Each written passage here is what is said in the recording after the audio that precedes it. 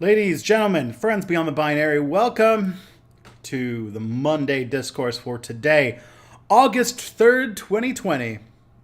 1 month since I moved into this apartment. Hello, everybody.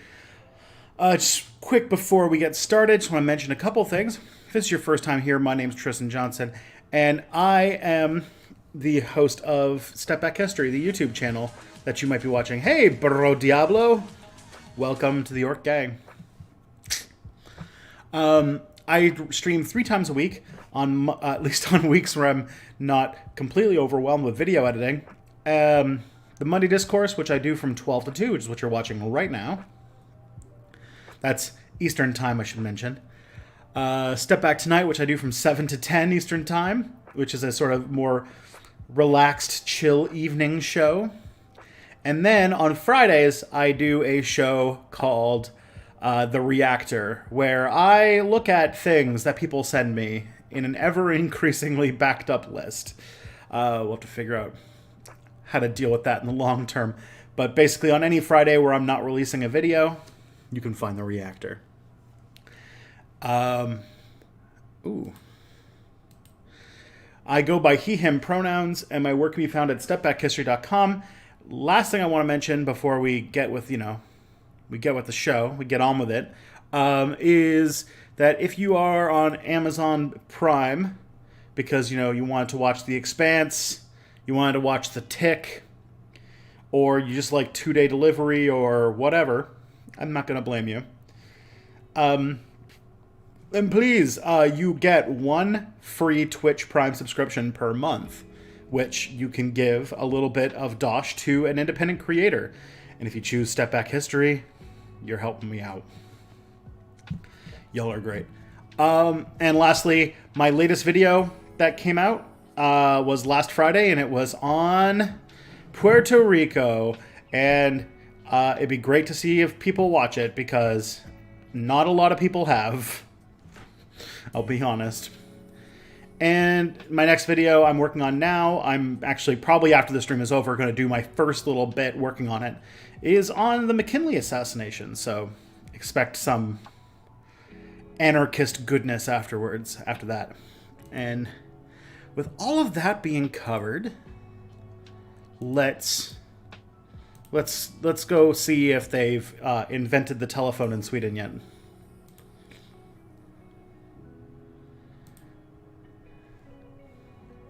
Here we go.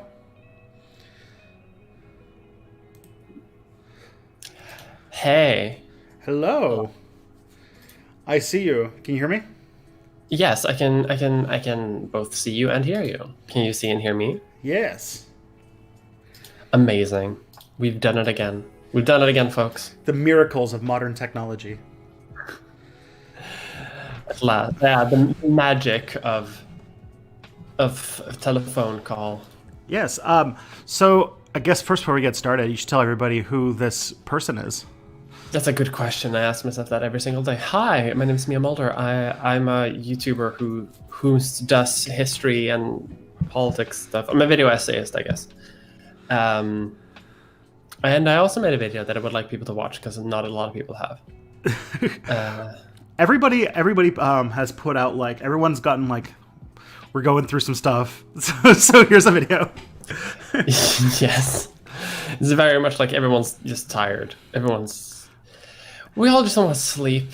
Everyone just want to sleep. We had, like, everybody make a video on Friday, and it was very much, in many ways, I think it's like the first, like, post-COVID video where, like, the COVID energy has really come in. Yeah, but I feel like for a lot of people it's still like we're still like at peak COVID mood, if that makes sense. Like we've all been we're just used to it, if that makes sense. Yeah. But we're still there. Like no one's really back to normal. Mm-hmm. But you made a video, long-awaited, long-anticipated video. Yes, I did. Yeah. And I made a video. No, thank you for finally making a video for cis people. I appreciate it. I know. Finally something for us. Finally something for you. But yeah, yeah. Maybe yeah, I made a video, and it's it's heavily cut. Like half of the video is on the cutting room floor, for good reason. But I made it. I released it. I am free from my Sisyphean torture of having to deal with it, because it was quickly becoming one of those videos where every time you look at the project file, you just hate yourself. If you do know the kind of thing I mean, it's very easy to get very sick of projects like that when they've been going for a very long time. Yeah, and it's not great. But now I did that. I'm gonna do some shorter videos in the upcoming future. I'm gonna do some more experimental stuff, and hopefully that'll kickstart the old brain, you know. Yep. This video was me trying to see if my older, more educational style still works. And the answer is no. Well, we don't know. You know, it's still early days for both of our videos. It's only been a weekend. I feel like it usually takes like a full week before you really understand how things are going. Mm-hmm. I'm just kind of coming to the conclusion that if I'm going to make a video, it has to be immediately applicable to a politics happening right now, to a discourse. Or yeah, I feel like that's the hard part, isn't it? Yeah, because like I want to make videos on like stuff like Carlos II, who we have talked about many times on this stream. Mm-hmm. But like, what do you make a video about with that? How do you make that relevant to discourse? Like, I don't know if we're ever gonna have a extraordinarily inbred emperor in the near future. Listen, you never know. I feel like you can probably make some weird comparisons.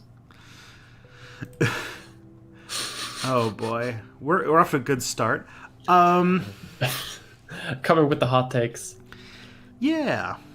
Anything else going on? What's the discourse happening, except for the fact that like 1 in 6 Americans might be homeless by the end of the month?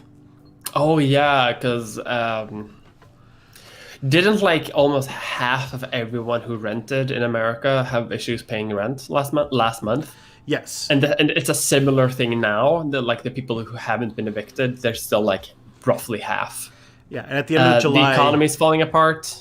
Yeah, so we got at the beginning of August, we got Q2 2020 stats that showed that the American economy shrank 31%, which is the largest quarterly recession of the American economy ever recorded. Including Great Depression times. Which explains why the exchange rate for the dollar and every other currency is going to trash, which is why all the YouTubers are panicking. Yep. The Goldman Sachs released a report where this is the big story that I don't think people are talking about enough, but I know that you're enough of a money nerd that you're going to know this is huge, which is Goldman Sachs said that they are now anticipating that the United States is no longer going to be the world's reserve currency for a super long time, or for much longer. Oh, that's interesting. Who do you think is replacing? They're the big candidates are the euro and the yuan. That makes sense.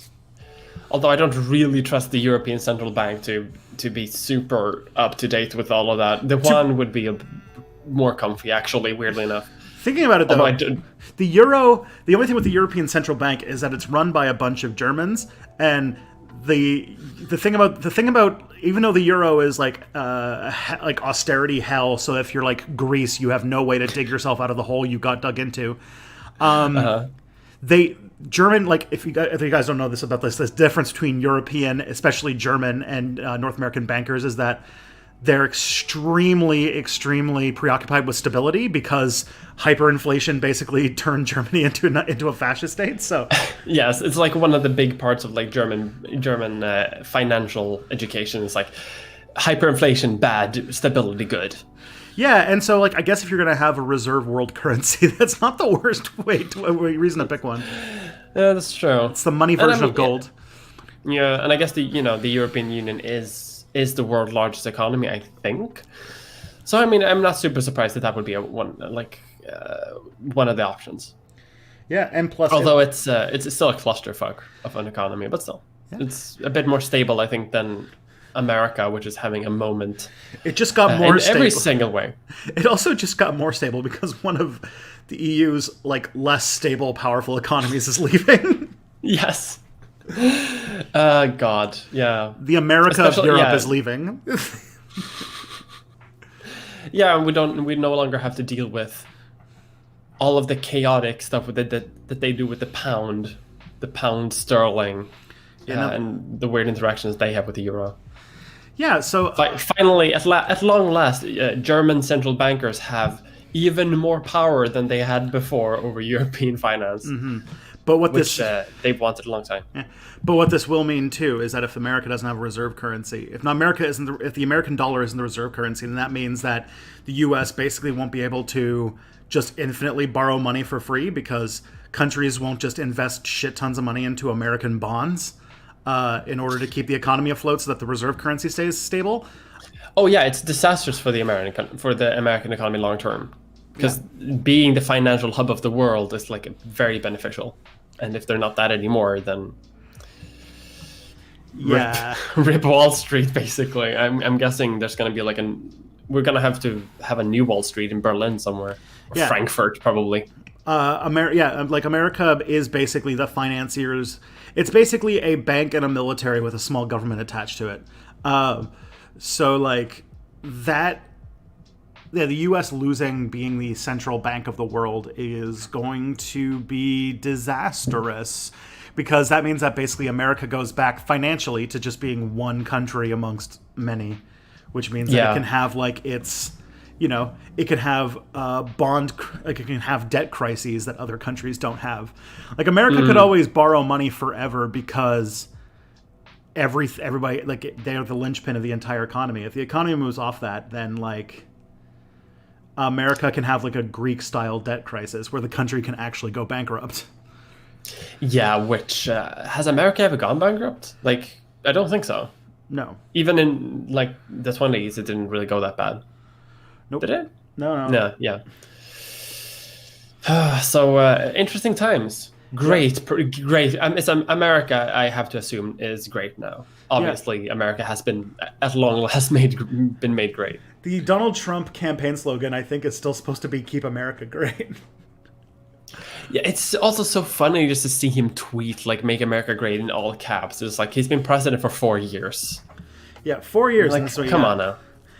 The other things too. So Donald Trump, so we got the Q2 numbers, which were like apocalyptically bad. Then on top of that, so that's what like the bougies are going to be worrying about. But then the fact that 1 in 6 Americans could be homeless by the end of the month, which is like an unimaginable amount of homelessness. Yeah. And then on top of that, I think 1 in 10 Americans are experiencing food security issues. Mm-hmm. Which is like food security. It's a fancy way of saying they can't afford enough food. Yeah, that's a problem that America has had for a long time. It's just that this is becoming it's actually becoming a big problem that people care about, which is like all of these problems has already existed, obviously, but now they're like starting to affect so many people that even like the middle class that pretends to not care, they're actually getting affected themselves. The working class that's in debt. There's no such thing as the middle class. There's the wealthy, the working class, and the working class that puts himself in debt. Yeah, that's true. Okay, so here's the first question. Tommy Robinson moved to Spain. I know you two are. He's the British guy. He is a British guy. I think he's generally associated with being shitty.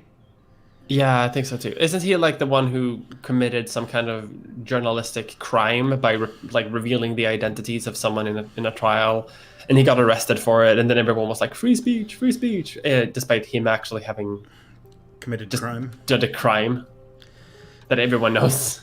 Listen, if we're just gonna keep punishing people every time they do crimes, like what kind of a society are we gonna be in? We're a society of law and order, not a society where people are just being censored every time they do crimes. So apparently he's moving to Spain. I know you two are normally pro freedom of movement, but aren't there limits? I mean, the UK are definitely not sending Spain their best. I think Spain is going to be okay. Yeah. I think they can handle I think they can handle Mr. Robinson. Tommy Robinson is small potatoes in the Spain crime department. Yeah, and yeah, especially when like freedom of movement, you know, the freedom of like thousands and potentially millions of people being able to move freely it's worth the small price it is to have Tommy Robinson being able to come to. Yeah. It's worth it. It's almost not, but it is. It's so weird that, like, how much damage the UK was ready to do just because they didn't like the fact that Polish people were in their country. I know. It's so wild. And that, it's something that really completely self-destruction of the entire nation. Yeah. For, like, British exceptionalism, which hasn't been a thing since, like, ever. Yeah. Or, which, for the record, I also should mention, I'm doing because we're less than a month away from Crusader Kings 3. Yes, we are. And I'm doing a farewell playthrough as Wales. Oh, fuck. And I've almost conquered the UK as Wales, but the Welsh Empire. But I also and that also reminds me that I had some very dark news come into my life recently, which is that my mom has been doing genealogy for a few decades now, and she did find out, unfortunately, that one branch of my family immigrated to Newfoundland from Wales, which means that I am indeed Welsh. Oh my god. The news. This is obviously, like, this is the darkest news of 2020. This has overshadowed everything. Yes. Do you have a longing to go into the fields? Well, what's really funny is that my name and my sister's name are both Welsh names too, so it just like happened to line up correctly. That's true. Damn. Yeah. So what an interesting thing. So yeah. Did you start your playthrough before you found out? Yes. I did as a joke because everyone wants to see all of Europe under the heel of Wales, but the conquering Welsh dragon, of course. Yes. But so, and like Wales is kind of like the meme country of the UK, and so I thought it would be fun to do as a last playthrough. But yeah, here I am. I guess I'm gonna have to learn how to pronounce that incomprehensibly long town name.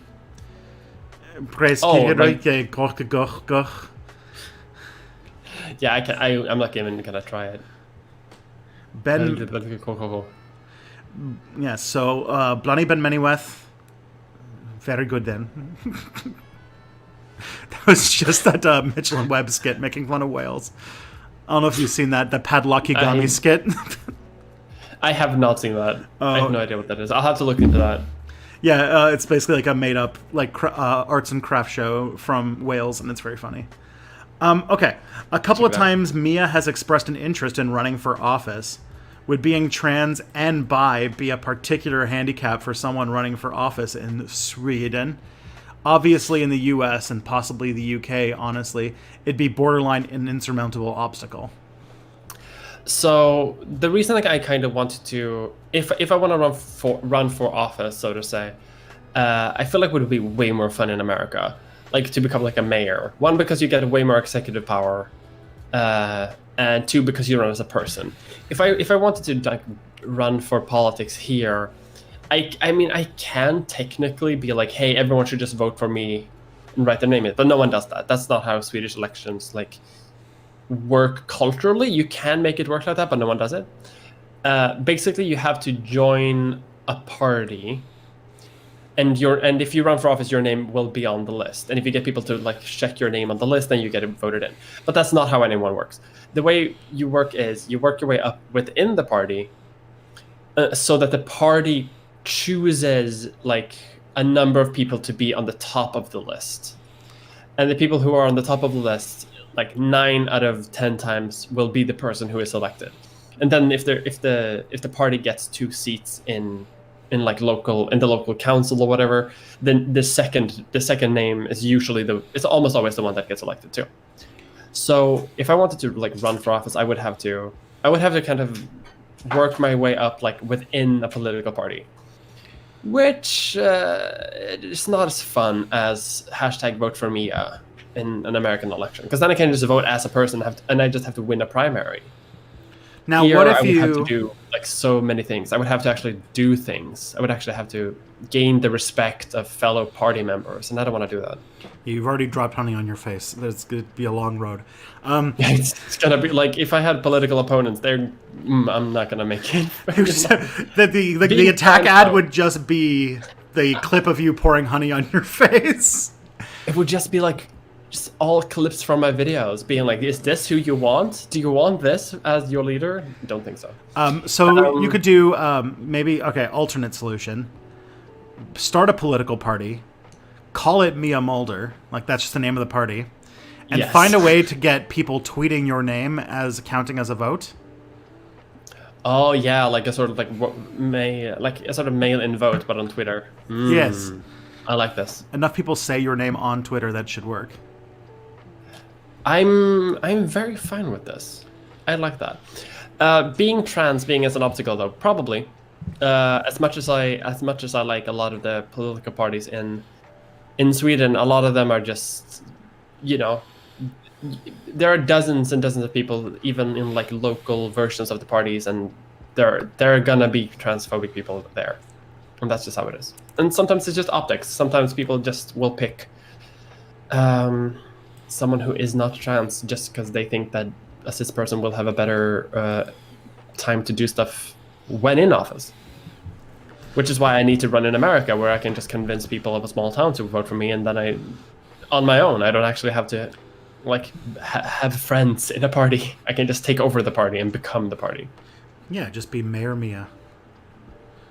I would be fine with that. I would love to be a mayor of like a town somewhere. I'd love that. Alternate option to get yourself into a political position without having to run in politics in Sweden is marry into the royal family. Oh, I wish I could, but they don't have any political power at all. Well, that's what I want. I don't want symbolic power. I want executive power. Okay. I want actual power. Well, then, lead monarchist coup, marry into royal family. Marry into the royal family, somehow accidentally lead to the death of the entire rest of the royal family, become crowned as like Queen of Sweden, dissolve parliament. I mean, it's a few extra steps, but... It's a few extra steps, but I could do it. That's true. I would just need someone to actually make sure that me dissolving parliament sticks. It's just crazy enough to work. It is crazy enough to work. I'm starting a gang. I'm starting a crew. I'm putting together a crew. You can start a heist. I'm gonna heist the executive throne of Sweden. What if you just stole the crown? Like, maybe it's like a thing where, like, if you just have the crown, then you get to be queen? No, not really. In Sweden, we don't really have, like, the crown. We have, like, a lot of different crowns. Because our kingdom is, like, over 1,000 years old. Then get all of them. Or just declare yourself, like, Jarla. And just be like, I don't recognize this Christian throne. Oh, my God. I'll declare myself as Fylkir of the entire Scandinavian peninsula. Yeah, there you go. No one wouldn't recognize. I'm fine with this. Just be like, what's it called? Someone needs to mod this into like Hearts of Iron somewhere. Someone already made me a Mulder mod for Hearts of Iron, and there's a bread tube weird thing for Hearts of Iron mod too. Oh God. Someone needs to include me in the bread tube one, because I'm not in that one, and I want to be part of that one. I bet I'm not in it too. I want to be in it. I know. I want to be included in more shit, but alas, it's only for the popular people. It's only for the cool kids. Tell me what you think about me. I buy my own diamonds and buy my own rings. Honestly, if you can get it, get it. Fancy. Yeah, good for you. Okay. I know this is going to sound silly, but would Dora Richter being murdered by the Nazis really make her story politically complicated in most people's minds? At this point, most people, even conservatives, just view the Nazis like they were supervillains and don't really think about the politics behind what they were doing. If they did make a movie about her, wouldn't most people just think, well, of course the Nazis hated her. They hate everyone because they were just evil. Yes, today definitely. But the thing about trans icons, as I mentioned in the movie, in my video, and I should probably have digged into this a bit more, is that a lot of these like iconic, like legends about the people that we idolize or don't idolize, they're built up over like decades and decades and decades. And like the Nazis today aren't really hating Nazis today isn't really that political. It's becoming more political, but it's not that like controversial. Like everyone kind of agrees that Nazis are bad. Or at least they should. But like in 1933 when this happened, or like in 1936, like hating Nazis was like a big deal at the time, because like most people I would say that, well, maybe not most, but like a significant amount of people outside of Germany, but like in history in Denmark and the UK and France and America, like everywhere, were either sympathetic to the Nazis or had some of their own like fascistic inclination, right? So Dora being murdered by Nazis at the time is seen would be seen at the time by like a lot of different people as being like a good and righteous thing, and by some other people to be like a very bad thing, and at the time very political. Whereas Lily Elba, for example, not really. Like everyone can kind of agree that like, oh, it's an interesting story with an uncomplicated beginning and an uncomplicated end, and even at the time, even if you were a Nazi, like, okay, so it's like they would hate this, but it's not like, it doesn't actually, even Nazis would hate her, but like even Nazis can agree that like the story ends, it has a beginning and ending, it's a simple story, whereas the Dora one at the time has a kind of like complicated and kind of disruptive storyline, which it's harder to kind of manifest itself into the consciousness of people. Yeah, the first thing that comes to mind to me is like, hey, imagine if Heather Heyer was the first person to ever get gender confirmation surgery. Just like, remember how politicized her death was, and remember how like we don't talk too much about Heather Heyer because the media narrative around her is more complicated than, say, like, I don't know. Yeah. I'm just trying an example of like someone who died because of like a resurgent political far right thing. Yeah, and like no one really talks about Heather in that, like in any context really, outside of the fact that she died, and no one really talks about that anymore either. Mm-hmm. So the next question you got here, this one I have a little bit of an answer to, but I think you probably have a better answer, which is that you took issue with the casting of Eddie Redmayne to play a trans woman in The Danish Girl, but how exactly should they go about casting a character who's supposed to transition halfway through the movie? Would you need to like find an actor who's about to transition and get them to do it halfway through production? And I will say that there's a real life answer that I thought was pretty decent, which is Laverne Cox's role in Orange is the New Black, where they do have flashbacks where it's a pre-transition. I can't remember what her character's name is in the show anymore, but Sophia. But what they did is they got Laverne Cox's brother to play pre-transition Sophia. Yeah, that's obviously not like practical for most stories to tell, though. Yeah. But that is one example of that when that actually happened, and that's like the ideal scenario. The thing is, though, that like the problem with casting cis men as trans women isn't necessarily the problem of there's not actually an inherent problem in doing so, because like people will say that, hey, like people are actors and people act, and that's true, but the problem of casting cis men as trans women is because it happens so often that it becomes sort of the kind of subconscious default, because most cis people in the world don't actually know any trans people. Like I think like 4 out of 5 people don't actually know a trans person, like at all. So their interaction with trans people often comes from media, and if almost every example of trans women in media is played by cis men, then the subconscious idea is that trans women are just basically cis men, that there's basically no difference. But if you cast trans women as doing the exact same job, then that doesn't happen anymore. That kind of subconscious build-up doesn't happen. Because you can do basically the same thing. Like Eddie Redmayne is a cis man who is transitioned halfway across the movie. You can basically ask a trans woman to do the exact same thing, but like in reverse, to kind of be initially detransitioned and then kind of retransition like in the movie, like, because you're not doing that because you're just obviously you're just acting. And and if people will talk about like looks and appearances, but like you can do a lot of things with just lights, makeup, or just plain up acting. Mm-hmm. Acting does most of the job, actually. Yeah. And like so I don't really have issue with Eddie Redmayne, the individual casting of that. It's just that it's emblematic of a larger issue that it just happens so often. Mm-hmm. So the rules are you either cast a trans woman to play a trans woman, or you cast Scarlett Johansson. Those are the two correct options. Of course, you have to get. Well, Scarlett Johansson is the best option of all of these things. If you can, you should cast Scarlett Johansson as any trans character. She's collecting all of the marginalized roles to play. Yeah, you got a super chat, by the way, from Matt Lipton. Oh, dang. Sorry, I'm bad at keeping tabs on these. Thank you, Matt Lipton. Thank you.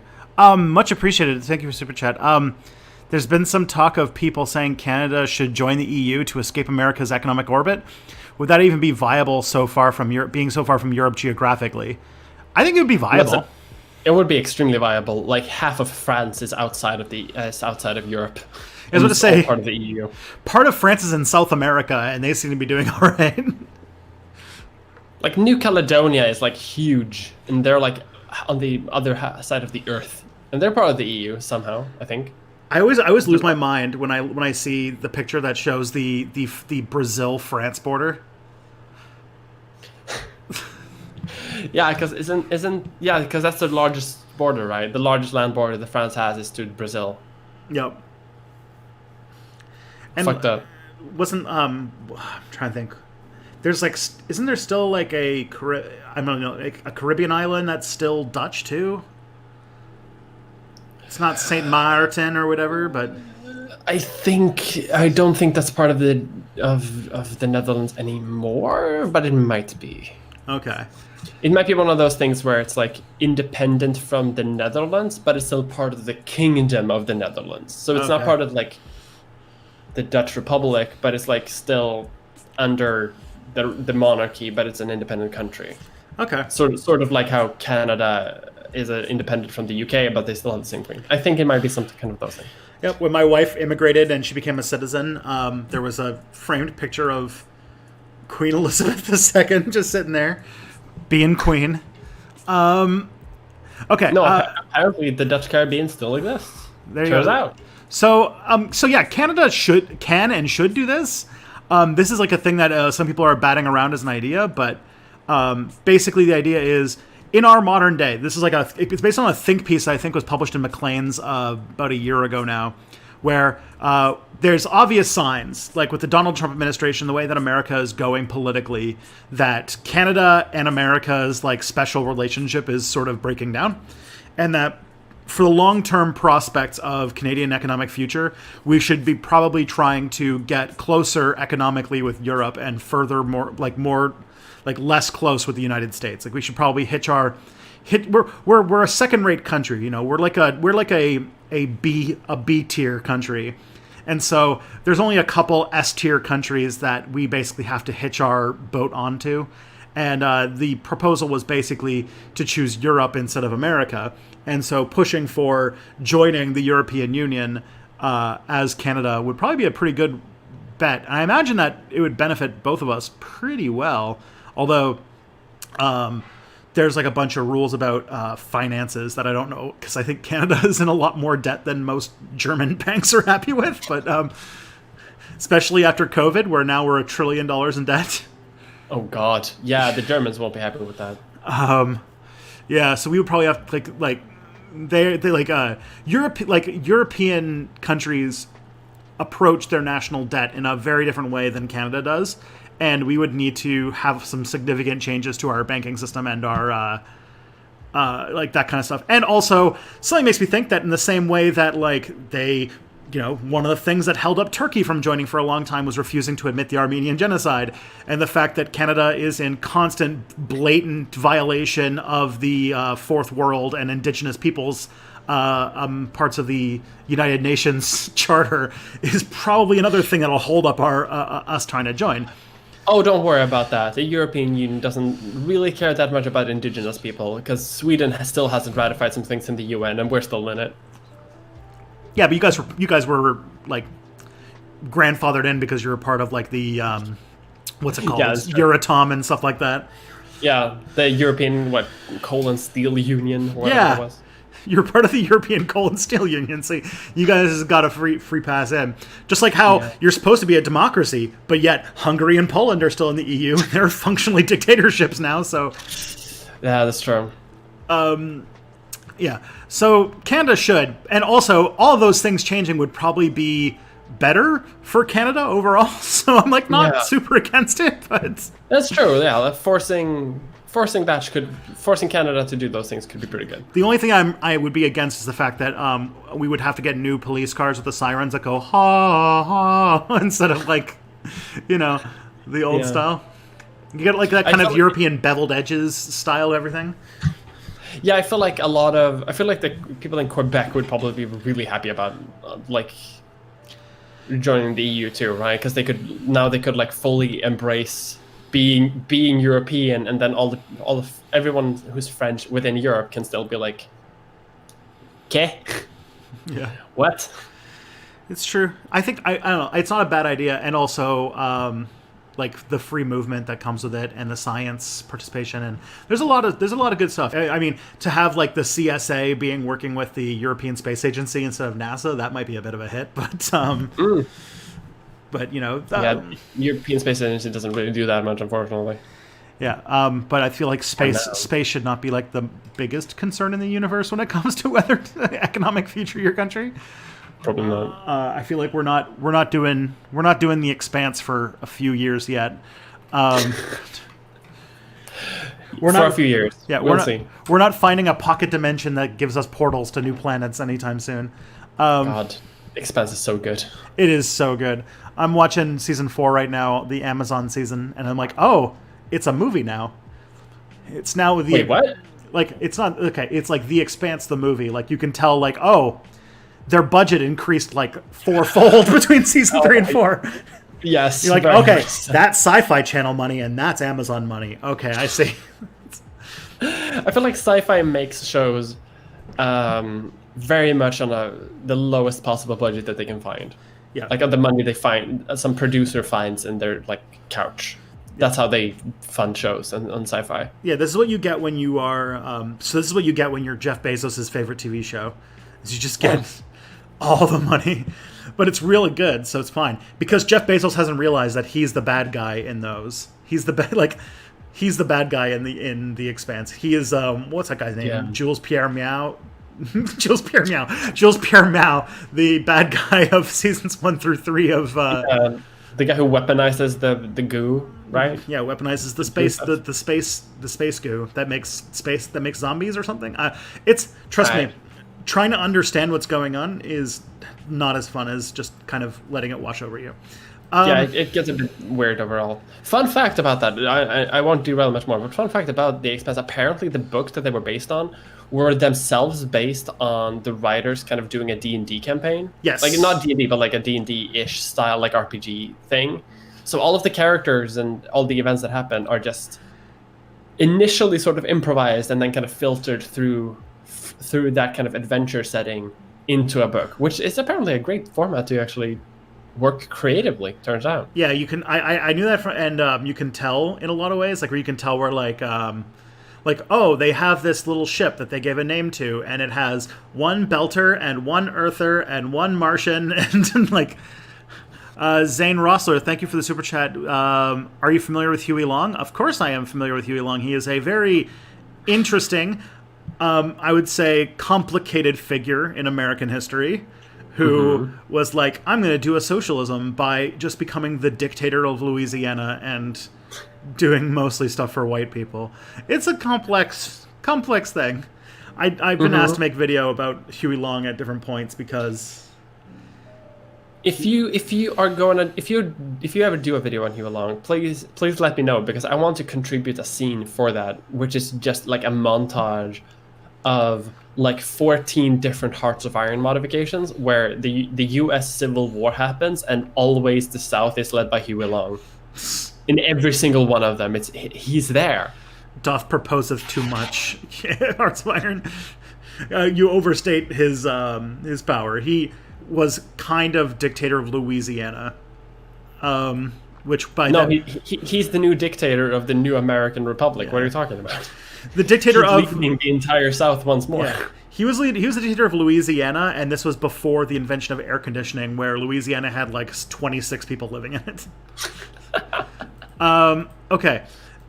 In your Puerto Rico video, you said the traditional Taino diet involved a fair share of meat, but like meat from what? Aside from bats, there was almost no native land mammals in the Caribbean, and I know they didn't have livestock. Yes, you're right. They didn't have that many mammals, that's for sure.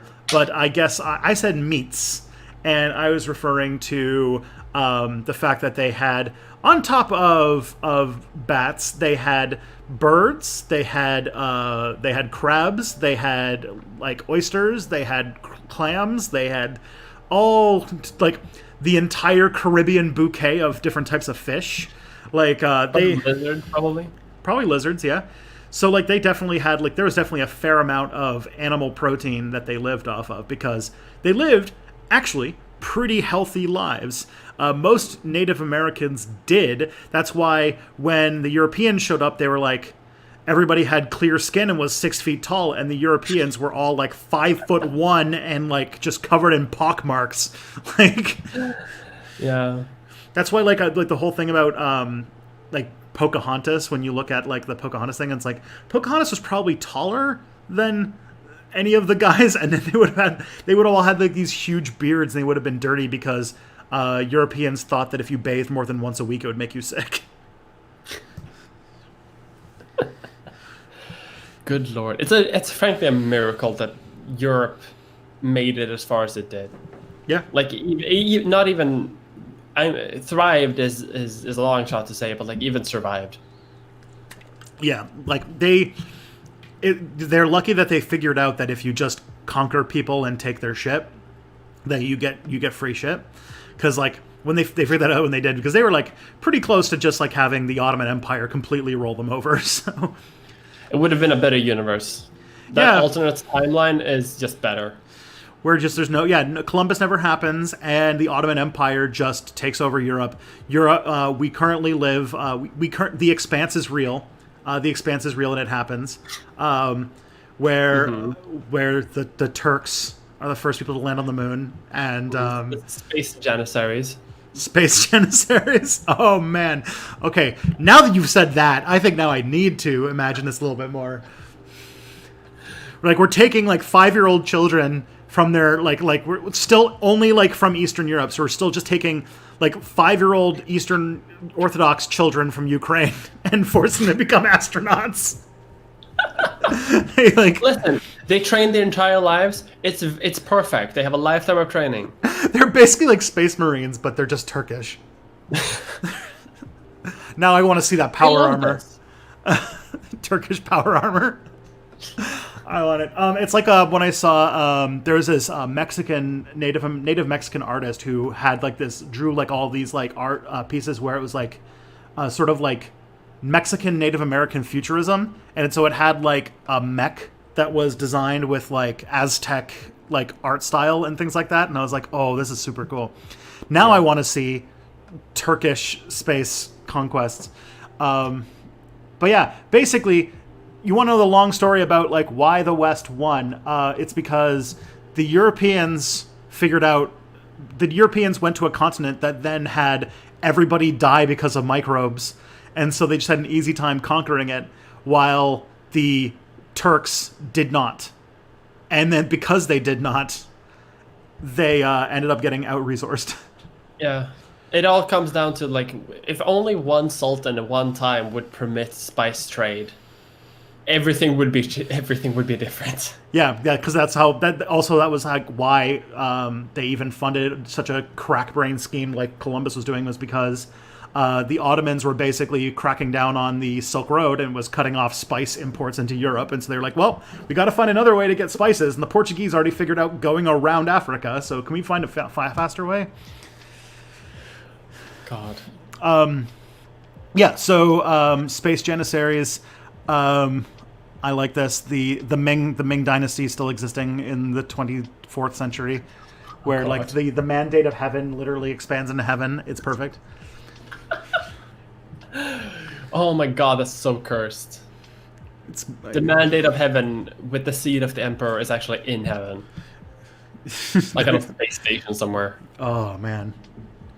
Christ. Okay. This is the novel we need. Harry Turtledove, get on this shit. Get on it. This is way better. Here every week. This is way better than bad guys win a war again.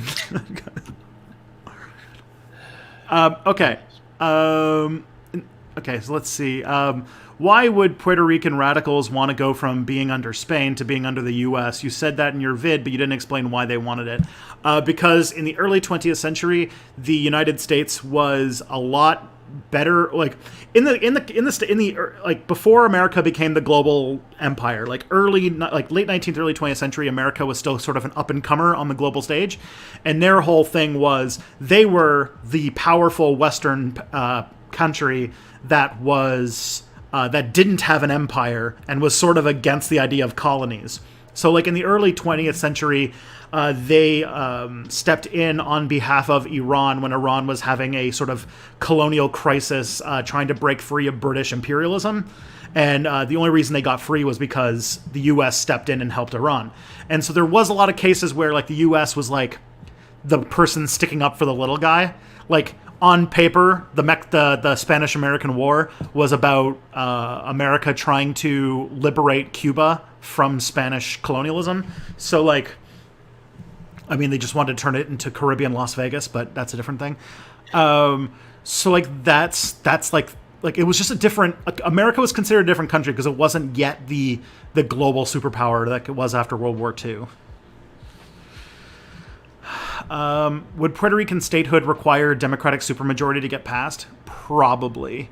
I would need a veto-proof supermajority because I very highly doubt any Republicans would sign on to adding a 3 million person state that is, as I said, majority non-white and primarily speaks Spanish.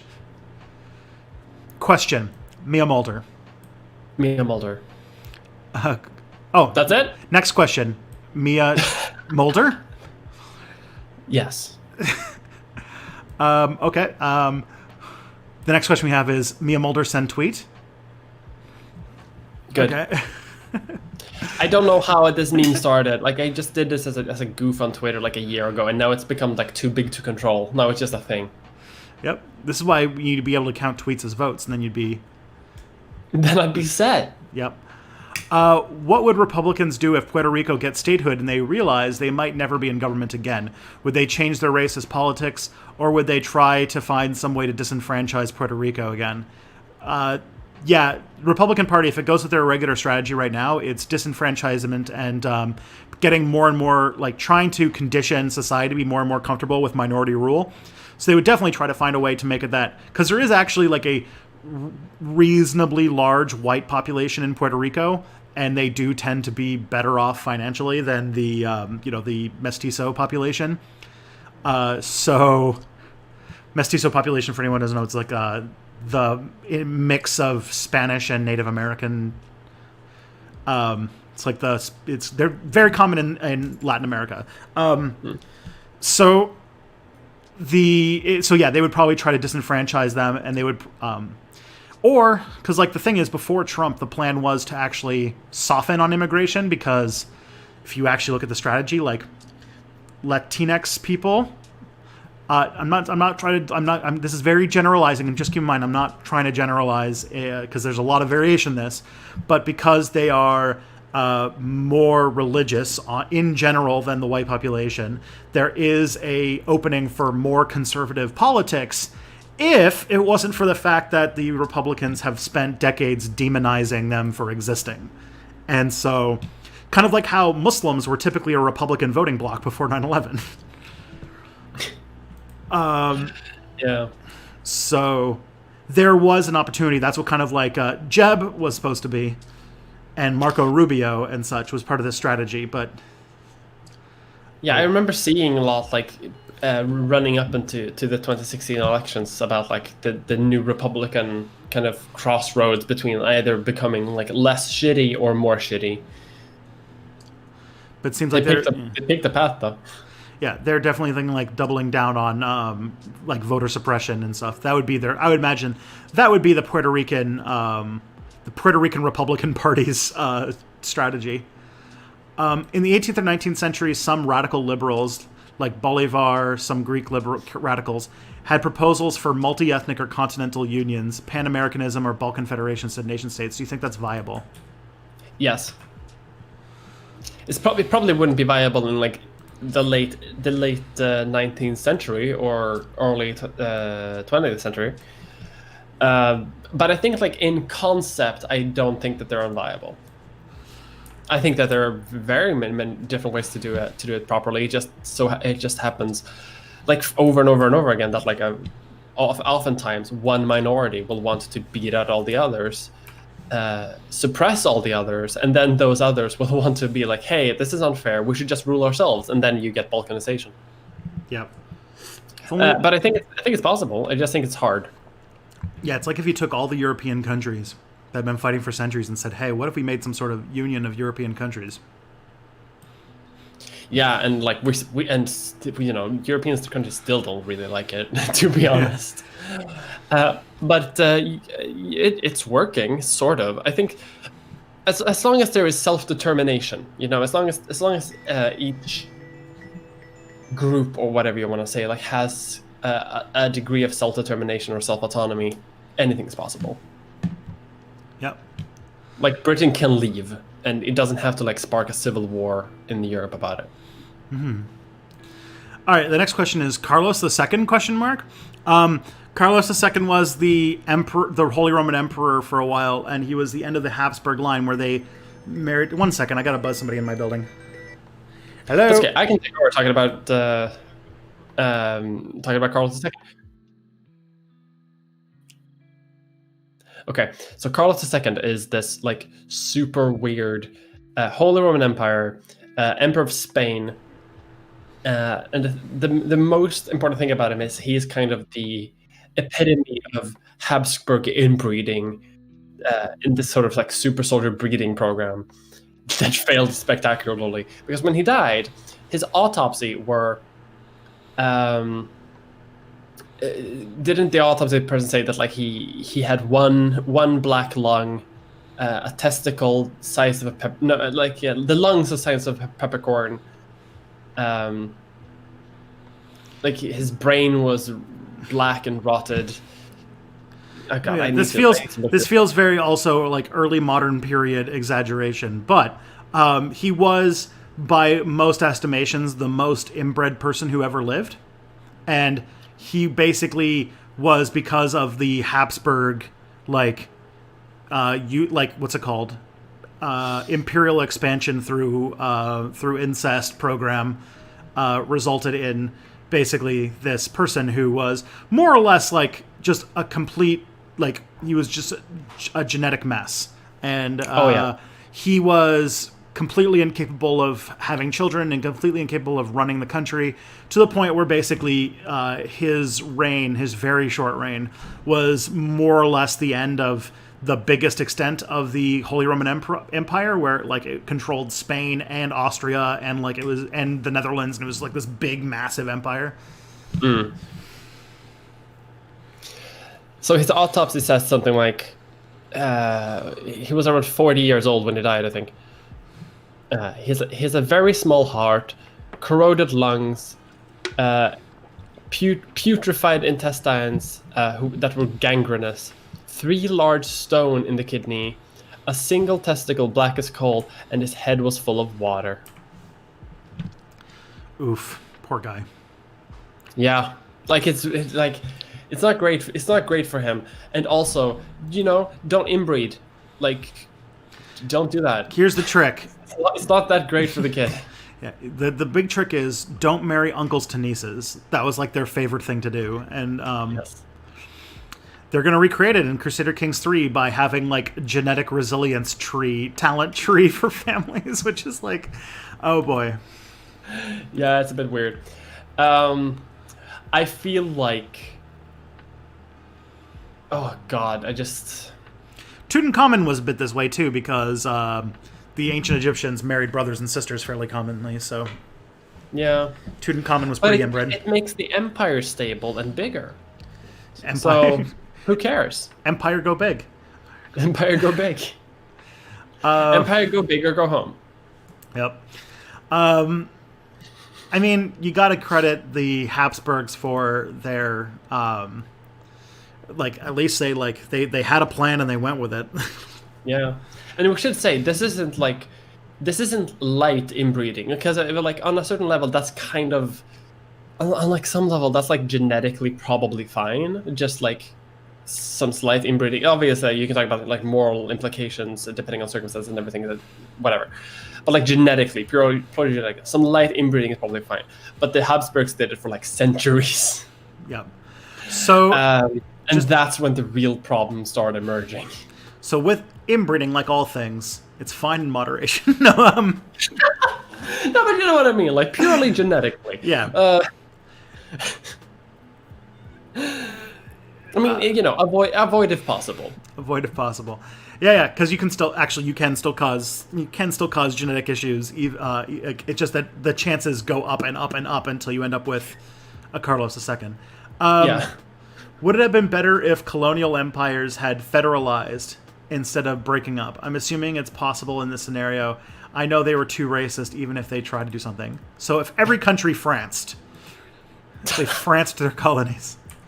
I don't know. Ask the Algerians how much they loved being part of France. Yeah. Yeah, colonial empires, because they kind of have that background, that kind of unequal background, I don't think that would be possible. I think that like big federal empires, for lack of a better word, I think it's definitely possible.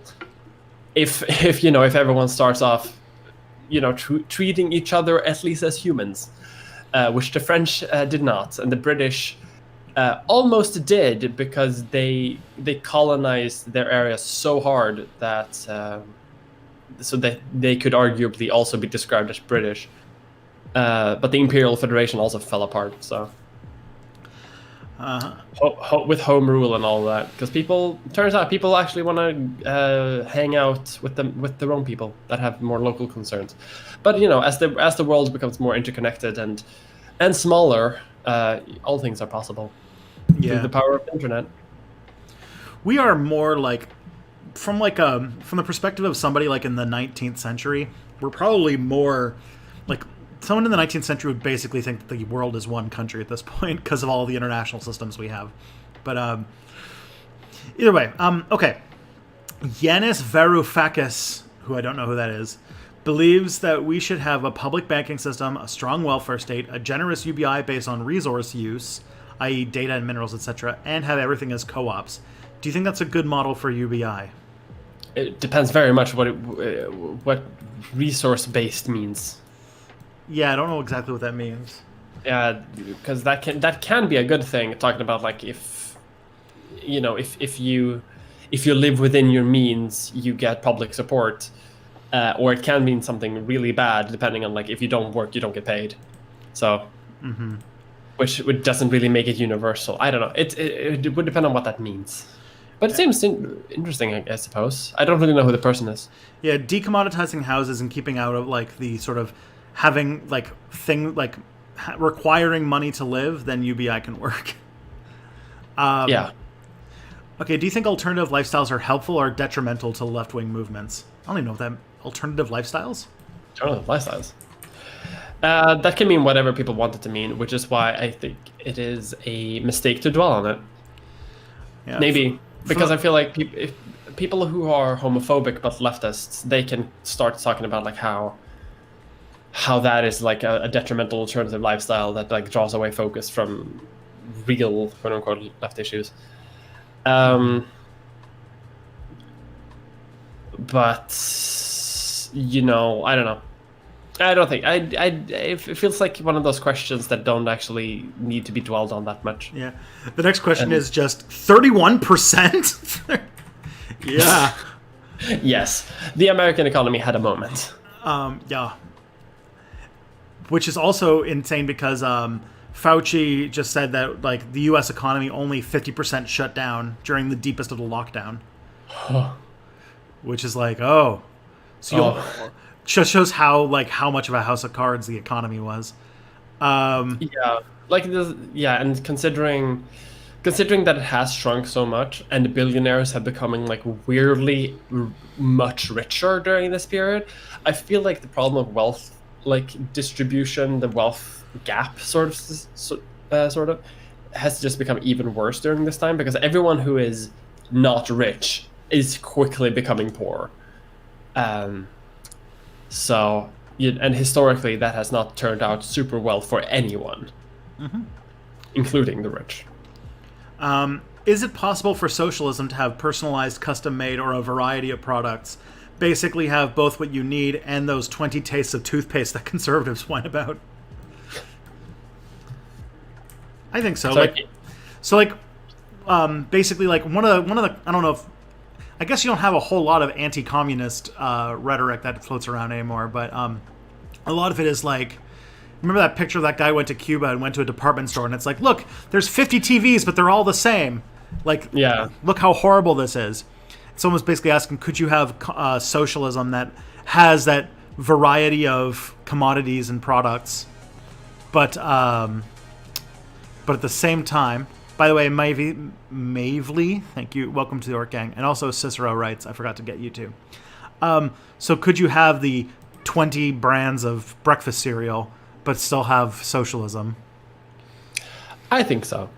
Yeah, especially I think you could even have like a whole ass planned economy and have that like diversification of goods. It's just that the Soviet Union didn't do that because they instead wanted to have a diversification of nuclear weapons.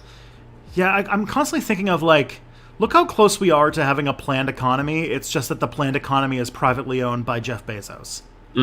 Like, we're like so close to the point where all we will need to do is take Amazon away from Jeff Bezos and you have a planned economy.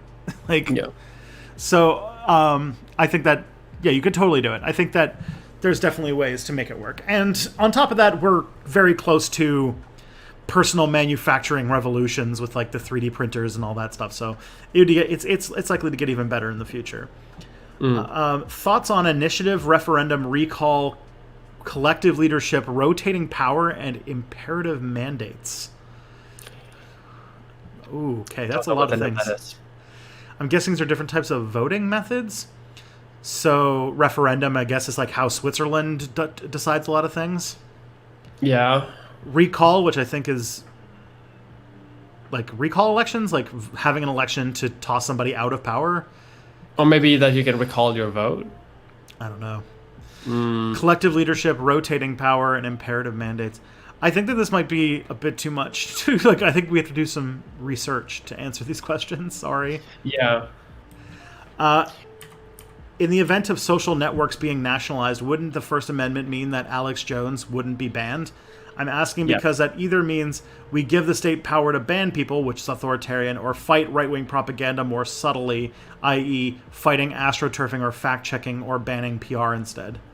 So the problem with Alex Jones being on YouTube is not that he's on YouTube. The fact it's that he is being promoted on YouTube. If YouTube, for example, was state-owned or like owned by the people or whatever, you want to talk about it, then yes, I would argue that Alex Jones could not be banned anymore. But also, like, doesn't necessarily have to promote him either. Yeah. And then no one will watch anyway.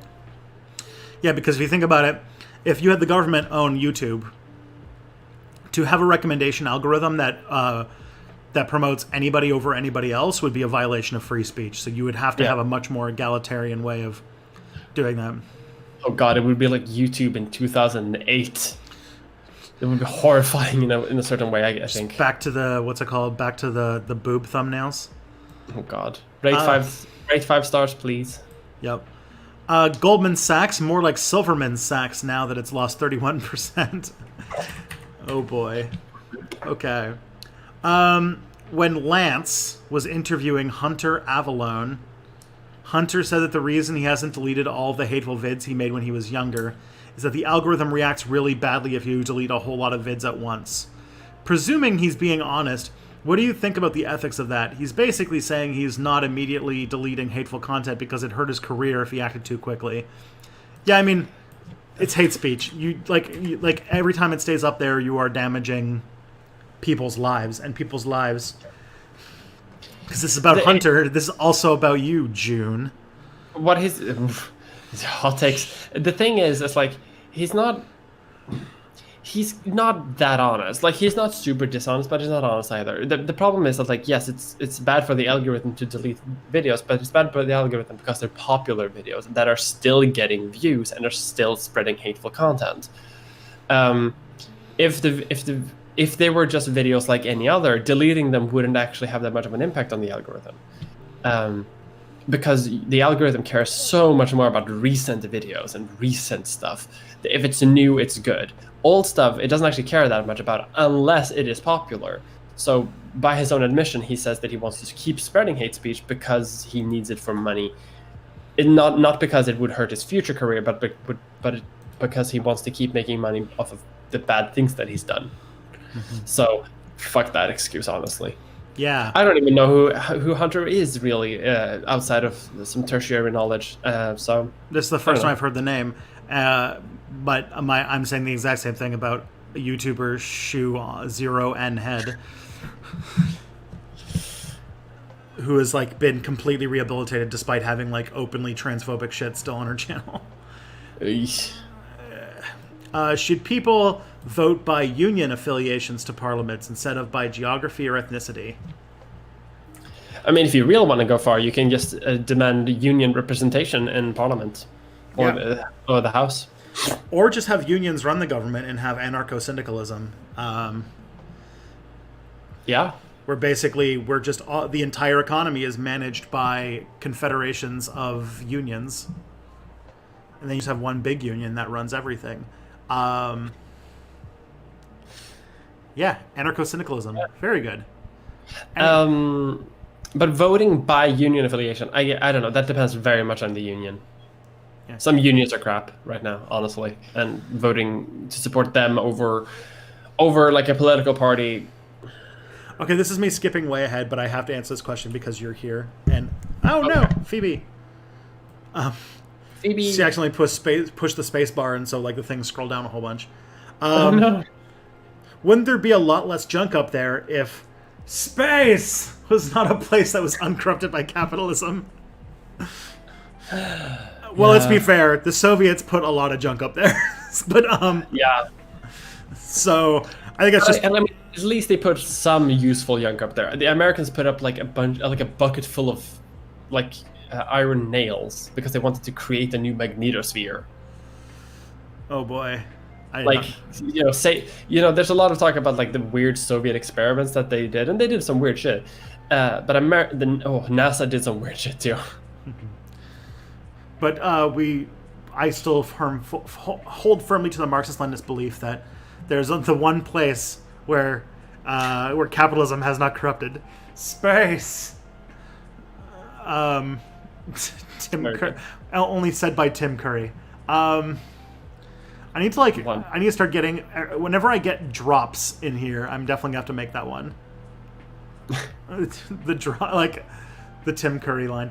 Okay, when Radical Reviewer talked about the inspirations for 1984, he mentioned Nazi Germany, but not the USSR under Stalin. Do you think that's a touch dishonest or disingenuous? I don't know if it's the thing is that's both of those statements are implying intentionality. So, yeah. I don't think that knowing Radical Reviewer myself, an anarchist. He was probably also not trying to cover for Stalin. Anarchists traditionally big fans of Joseph Stalin. That I would think that it was more. Yeah. It's probably just got left out by accident. My guess. Probably. Wait, I know the euro. Which country is the other currency from? Which one did you say? Is it the? Oh, the yuan. That's the Chinese currency. Mm.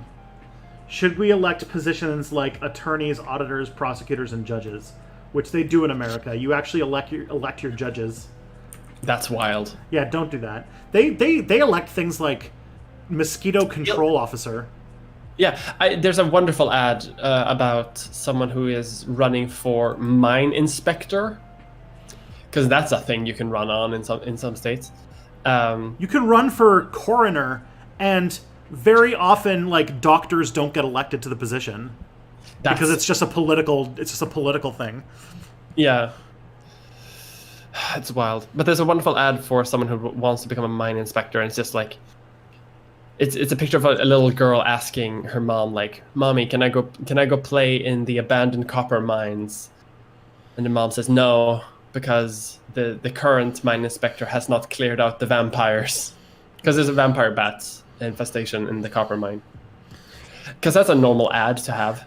Yeah, that's the reason you don't want your kid playing in a copper mine. Yeah, because they're full of vampire bats. Yep, no, not the holes. Okay. Thoughts on citizens' assemblies, citizen oversight committees, and grant. Okay, we're just gonna skip that one.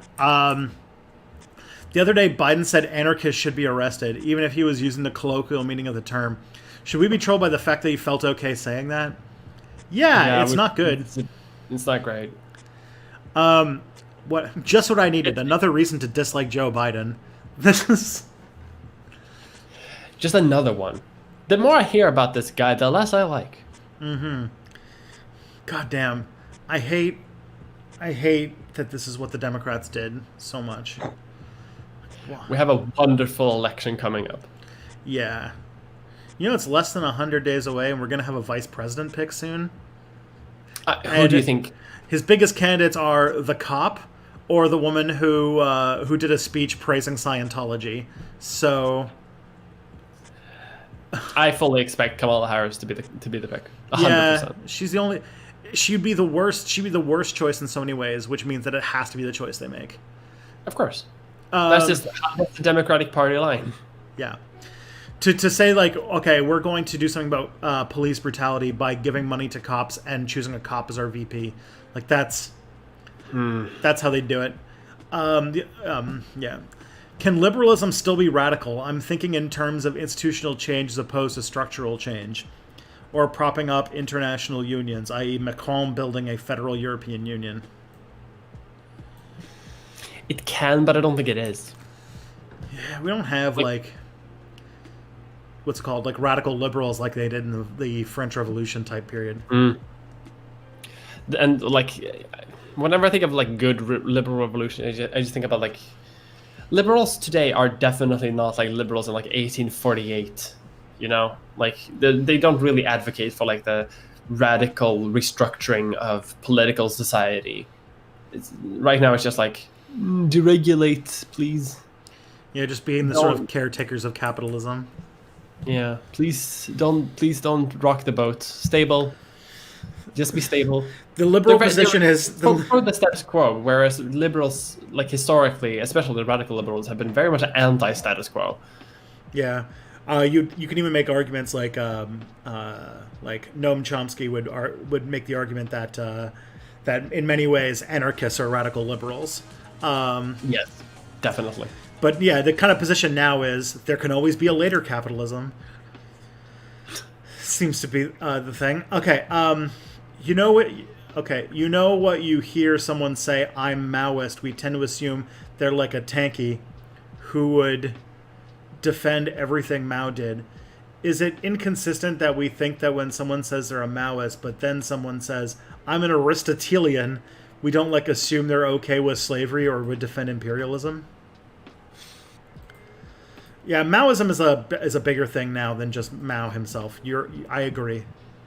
Yeah, that's true. It's basically like an anti-Eurocentric socialism type idea that has authoritarian tendencies. Zane Rossler, thank you for the super chat, and just asked, what keeps the NDP back?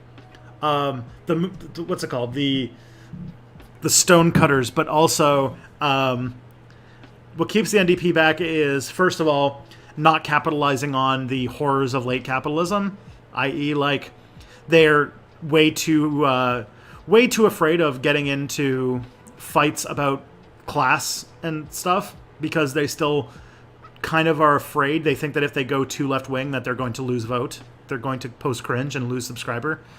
But also that Canada is sort of stuck in this fatalic loop that comes from first past the post elections, which is that if you vote for the NDP, fairly often what you're doing is giving a seat to a conservative rather than electing a new Democrat, which sucks and makes our political system fundamentally broken, but fundamentally broken in a way that all the political parties that have power want to keep going. So, yeah. A lot of left-wing discourse focuses on structure over individual change, and rightly so. However, socialists also advocate for individual change, e.g. moral behavior codes, to ensure socialism will be entrenched. Moral behavior codes? On some levels, I guess, whereas, like, don't murder, be kind to poor people. Yeah, I'm trying to think what moral codes mean. Like, moral codes can be such a nebulous term. But Yeah. I'm as an anarchist, I'm against a lot of moral codes. Like, I'm like, what's really the big deal with public urination? Like, why is everyone against that? Like, that's like in essence, why is that bad? Like, why? Like, in many ways, we have a lot of laws that's like us giving way too much a shit about completely inane stuff. But that's me. It's the kind of fights that I get into with my wife, is that she's more of a socialist and I'm an anarchist, and so sometimes when it gets into like, why does the state care so much about I have a bugbear about laws that feel like they're drawn by actuaries instead of people. The one law that always pisses me off is that, so when you get your license for driving a car, you pass a level where once you have shown ability to car drive, that you can have your beer at dinner and then drive home, and you won't get in trouble because you have shown enough comfort behind the wheel that you can have that small alcohol tolerance, right? Mm-hmm. Well, in Canada, we have a graduated licensing system where you do a test first, then you do a second test, which lets you drive by yourself. And that second test, you have a zero alcohol tolerance. You have to be like a pilot.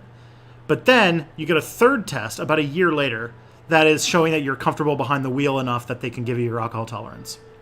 The thing is, Ontario passed a law, so you can get your driver's license at 16. You can drink at 19.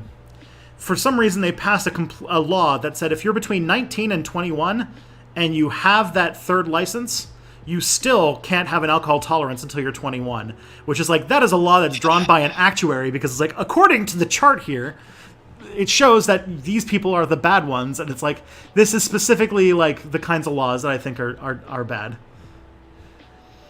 Yeah.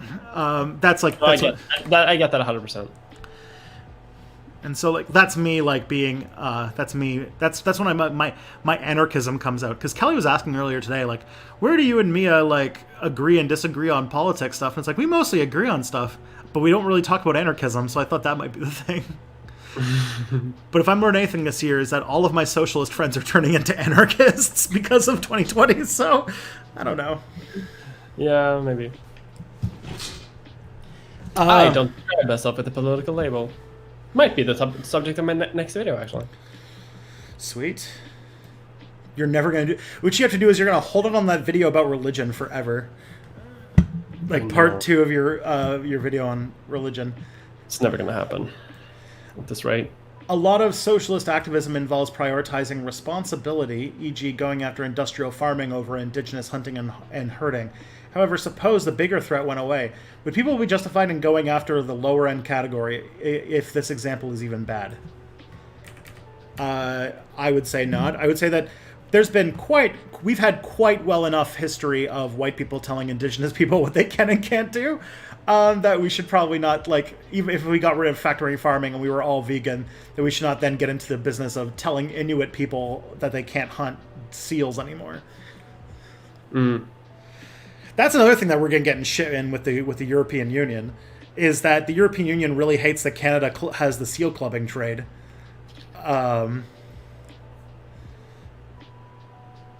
That's the thing that'll get us. That we've gotten in trouble with the European Union with in the past is seals. The seal clubbing. God.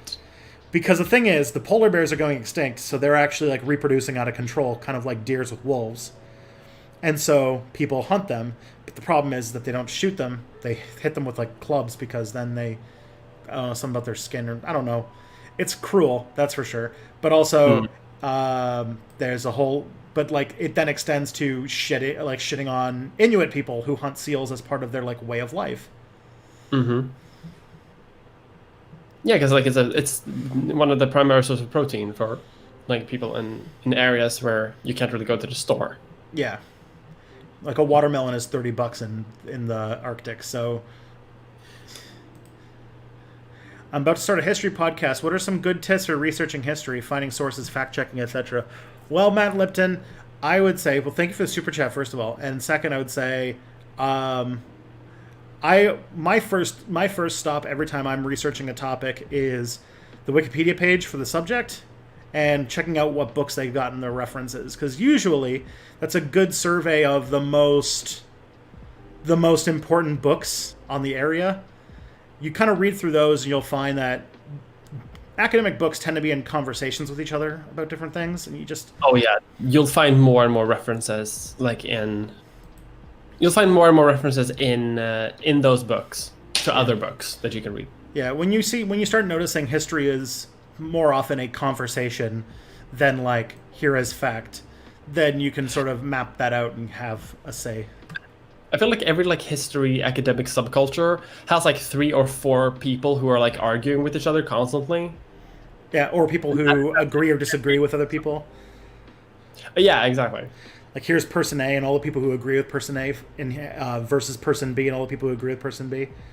Yeah. If you, another tip is also to you can find reviews for those books online, and those usually also suggest like other similar books that on the subject. So sometimes if you find a review on whatever historical topic that you want to deal on, you can find a review on that, and they will suggest similar works. Yep. Or other works. Also, professors are actually more happy to answer questions if you email them than you think. So if you read a book and you have questions, emailing a professor, they might actually answer. Yeah. How do you personally define the state?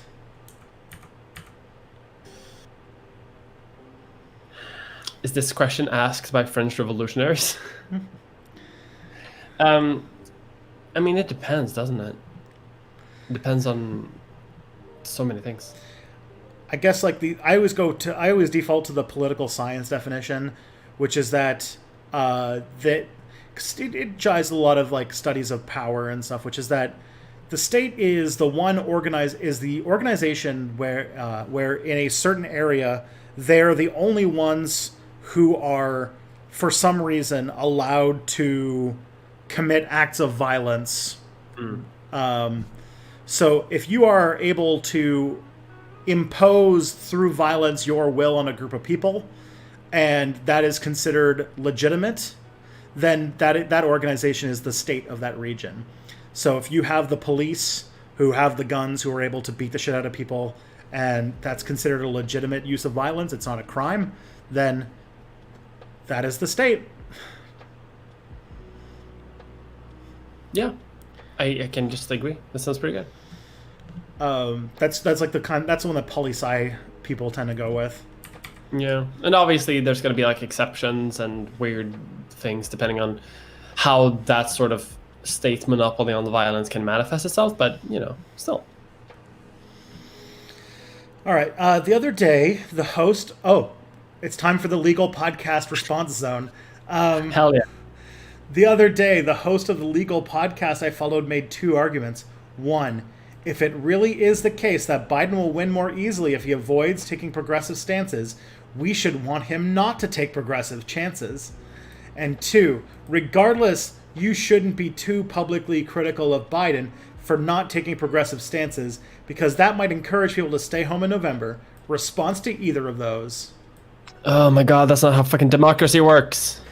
Yeah, like, one, not how democracy works. Two, we aren't Joe Biden, like, we're not Joe Biden campaign people. If they want people to vote for them, they should have compelling cases for their candidate. And Yeah. this campaign has probably been the most overt example of moral blackmail that I've ever seen out of the Democrats. And they're pretty, like, it's a pretty common tactic of theirs. But this is like they have just made moral blackmail the entire political argument that they've gone through. Mm-hmm. And I don't want to put labels on all these things, but moral blackmail is literally a form of emotional abuse. Yeah, and it's definitely a form of like authoritarianism when it comes to like big political decisions. Mm-hmm. Like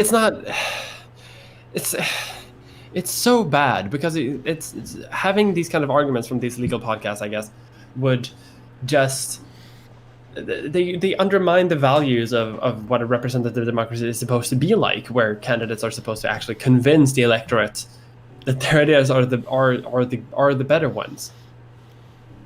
Like, not being critical of a politician because not being this is the wildest thing for me. It's a legal podcast host arguing that we shouldn't be critical of politicians. That is some of the most like anti like liberty or democracy things I've ever heard. Because it's like sitting on, it's like, so first of all assuming that that we are all like if Joe Biden loses, it's going to be everyone's fault but Joe Biden's. Oh yeah, of course. No one's ever going to actually pin the blame on the person running the campaign. And second of all, it as you said, it completely undermines the democratic process. Sorry, I'm a bit under attack right now. And also, like, it would just erode trust in the Democratic Party for the future, because like, why would criticizing Biden would make people stay home in November, sure, but like, why would progressives ever vote for moderates if moderates never give anything to progressives? Yeah, like they would have no incentive to do so. Like, it's a complete misunderstanding of power. They have even more. They don't understand how power works at all. And the other thing too is that, like, oh yeah, this is the excuse that they're going to use so you can't criticize Biden while he's running for president. Then the day after the election, they're going to think of a new excuse for why. Like, there's this really great comic I found a long time ago, and I got to find it, which is like the election cycle as like a big circle, and it like is trying to find like what is the point in the cycle where you are between the part where you can't criticize the president because you need them to get elected, and you can't criticize them because we need unity. And it's like there's like this 3-week window where you're, or where it's too soon after the election. There's like this three-week window where you're allowed to criticize anybody, and it's like, this is just deflection. This is just trying to avoid criticism, like legitimate criticism that everybody is perfectly entitled to say. Yeah, like that's a fundamental part of democracy. Is allowed to criticize, and we should criticize. That's how better politics is made.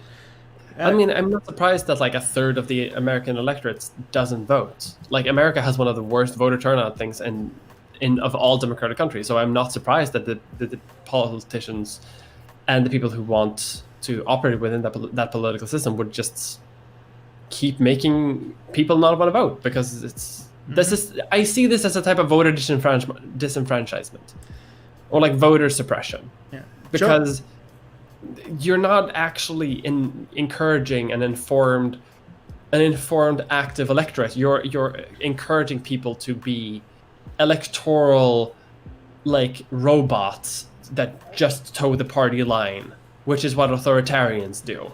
Yep. If Joe Biden wanted to not be criticized, he could always do progress. Like, he could always, or like better. Like as a politician is supposed to be. He could just have good policies. Like, there was, like, last week the Democrats had their committee meetings where they decide what all of their policies are going to be. And Yes, I heard. the day that they decided that they're not going to support Medicare for all was the day that a poll came out showing that 88% of Democrats support Medicare for all. And this isn't new either. Like we saw in the primary that like 60% of all Americans, not just Democratic voters, but like all Americans support Medicare for all. Yeah. Like something like 56 to 58%. No, it was a very specific and important number. It was 69%. Well, that's even better. Yeah. Wider margin. And still it was like 3/4 of all of the Democratic leadership said that like we're not going to do Medicare for all, which is like an overwhelmingly popular position. Yep. That would get them more votes, and they don't want to do it, and I can't figure out why. Well, I can't figure out why because it makes bank account go small. It makes bank account goes. Yeah, it makes bank account go less big. God, I hate American politics so bad. Same day they voted in almost the same margin to not support the legalization of cannabis. Well, of course. Because why would the Democratic Party ever pick something that people actually want? Yeah, like, why does the Democratic Party still exist? I'm surprised like there hasn't been a mass exodus or like a bunch of senators that have like, or senators or Congress people who have like pretty progressive ideas have destroyed the party. Well, I do know because that would destroy politics because they have a two-party system. You can't do that. But in a healthy democracy, you should be able to destroy the Democratic Party. Yeah, and it should be destroyed. It's so bad. And the problem is that these people bring this kind of shit up like it's new every election cycle when like this was I can like guarantee that this exact same asshole said this exact same thing about Hillary Clinton in 2016. Like you can't criticize 100%. Hillary Clinton. Probably in 2012 they'll be like you shouldn't criticize Obama. Like it's like this would go back. Oh, yeah, I remember that. Like even though I was like fairly like very much younger and not very politically aware, I remember like people saying that like, well, we shouldn't criticize Obama that much because the alternative will be worse. So it just keeps going. It's never going to stop. Yeah. And the Republicans do the exact same thing. Like they all stopped criticizing Trump the second he became the presumptive candidate for the Republican Party. Suddenly, all that kind of like measured calmness and like true republicanism that went out the window. So they have the exact same issue. Yeah, and for like, yeah, it's like it's moral blackmail, and it's the thing that the like Republicans get more in line because they're an authoritarian party. They are into authoritarianism. This is, if anything, the fact that the leader of the Democratic Party is being criticized should be like a sign that democracy works or something. Yeah. That should be a good sign. Yeah. Okay, the other day, Radiolab did a story about how taking vitamin D, could reduce your chances of dying from COVID. It's dangerous to tell people about treatment, even though it's not dangerous on its own, might help them not get sick. It might prevent them from taking other proven precautions. Like I've read, if you tell a community circumcision prevents the spread of HIV, the infection rate will go up because men will be circumcised and then not bother with condoms. Yeah, that makes sense. I guess, yeah. Like spreading misinformation in general is a bad idea. Yes. Even if it's ostensibly harmless, you shouldn't do it. Yeah, that's true. It's like saying 5G will prevent cancer, and therefore, so that people will start like becoming pro 5G, but then people will start smoking. So yeah, they were saying like back in the day, like I remember there was this argument that it was okay to lie about how harmful cannabis was because then you would get people to not do it, and it's better to not do it than to do it. So like it's okay to lie. It's like this is like we just finished talking about 1984. Okay. Yesterday I was listening to an audiobook that was talking about why the Holocaust was mostly a failure in Denmark. At one point, the author mentions in passing that most Danish Jews were covertly sent to Sweden. Yes. Is taking in Danish Jews a point of national pride for Sweden? Yes. Very much so. A lot of like Swedish museums that deal with the Second World War talk about it with an element of pride. But there's weirdly like a weird like historical self-awareness about it, because Sweden at the time was like also very anti-Semitic and also like pretty German aligned, because Sweden, throughout that part of history had been like very much like in the German sphere of influence in terms of like culture and finance and everything like that. So the Second World War, like Sweden was very divided in terms of like, do we support Germany because like we're pretty pro-German, but also they're Nazis. So there is a self-awareness in Sweden about like accepting Danish Jews, but there is also this point of like, we didn't treat them that well, but we treated them better than the Nazis, but we didn't treat them that well. So it's like better than the Nazis, I guess. Yeah. Which here isn't seen as, it's not a high bar to clear. And I imagine that's even more complicated by the whole thing about how, I think you were mentioning that there was no denazification in Sweden. No, there wasn't, because we were neutral throughout, right? So after the war, we had a bunch of SS officers, people who volunteered in the German SS or volunteered in Finland to fight against the Soviets in the continuation of war, I think. They came back with their Nazi beliefs and founded the Swedish Democrats, which are now the third largest party. But that's a story for a different day. But yeah, things are going great. But we never really had to denazify that much because during like the 30s there was like an active anti-extremism measure made, where the Social Democrats went into coalition with the opposition coalition so that they could form this like 75-80% political majority and basically run the country as kind of a pseudo-dictatorship, just so that they could keep out both the communists and the Nazis from any sort of political power. And did that up until like the 1946-ish, and then things started resuming as normal. And around the same time, people also like didn't like the Nazis that much either, because all of our neighboring countries had been forced to deal with them. Yeah, they took over Norway, and I didn't know that until recently that there was actually like a whole campaign like where Germany invaded Norway, and I was like, I didn't even know this whole thing happened. Oh yeah, it was a whole thing. Also, they moved troops through Sweden, which initially, because Sweden basically didn't have a choice. Like the Swedish military at the time was not very well prepared for any sort of warfare. And when a bunch of German troops show up at the border and say like, "Hey, we would like to pass through," the choice is either to let them through or being invaded. However, after both Denmark and Norway were conquered, there was like this opinion of Sweden. It's like, maybe these Germans aren't our friends, actually. Maybe we're only cooperating under threat of invasion. Something about these German folks that seem a little problematic, if you just ask me. Yeah, something about marching through our cities on their way to conquer our neighbors. Can't say they're the most woke political party. God. But yeah. All right. I read that in the 50s and 60s, some people genuinely believed that they'd overcome the downsides of capitalism for good, and they were doing Keynesianism. Some labor politicians even claimed the economy was no longer even really capitalist for this reason.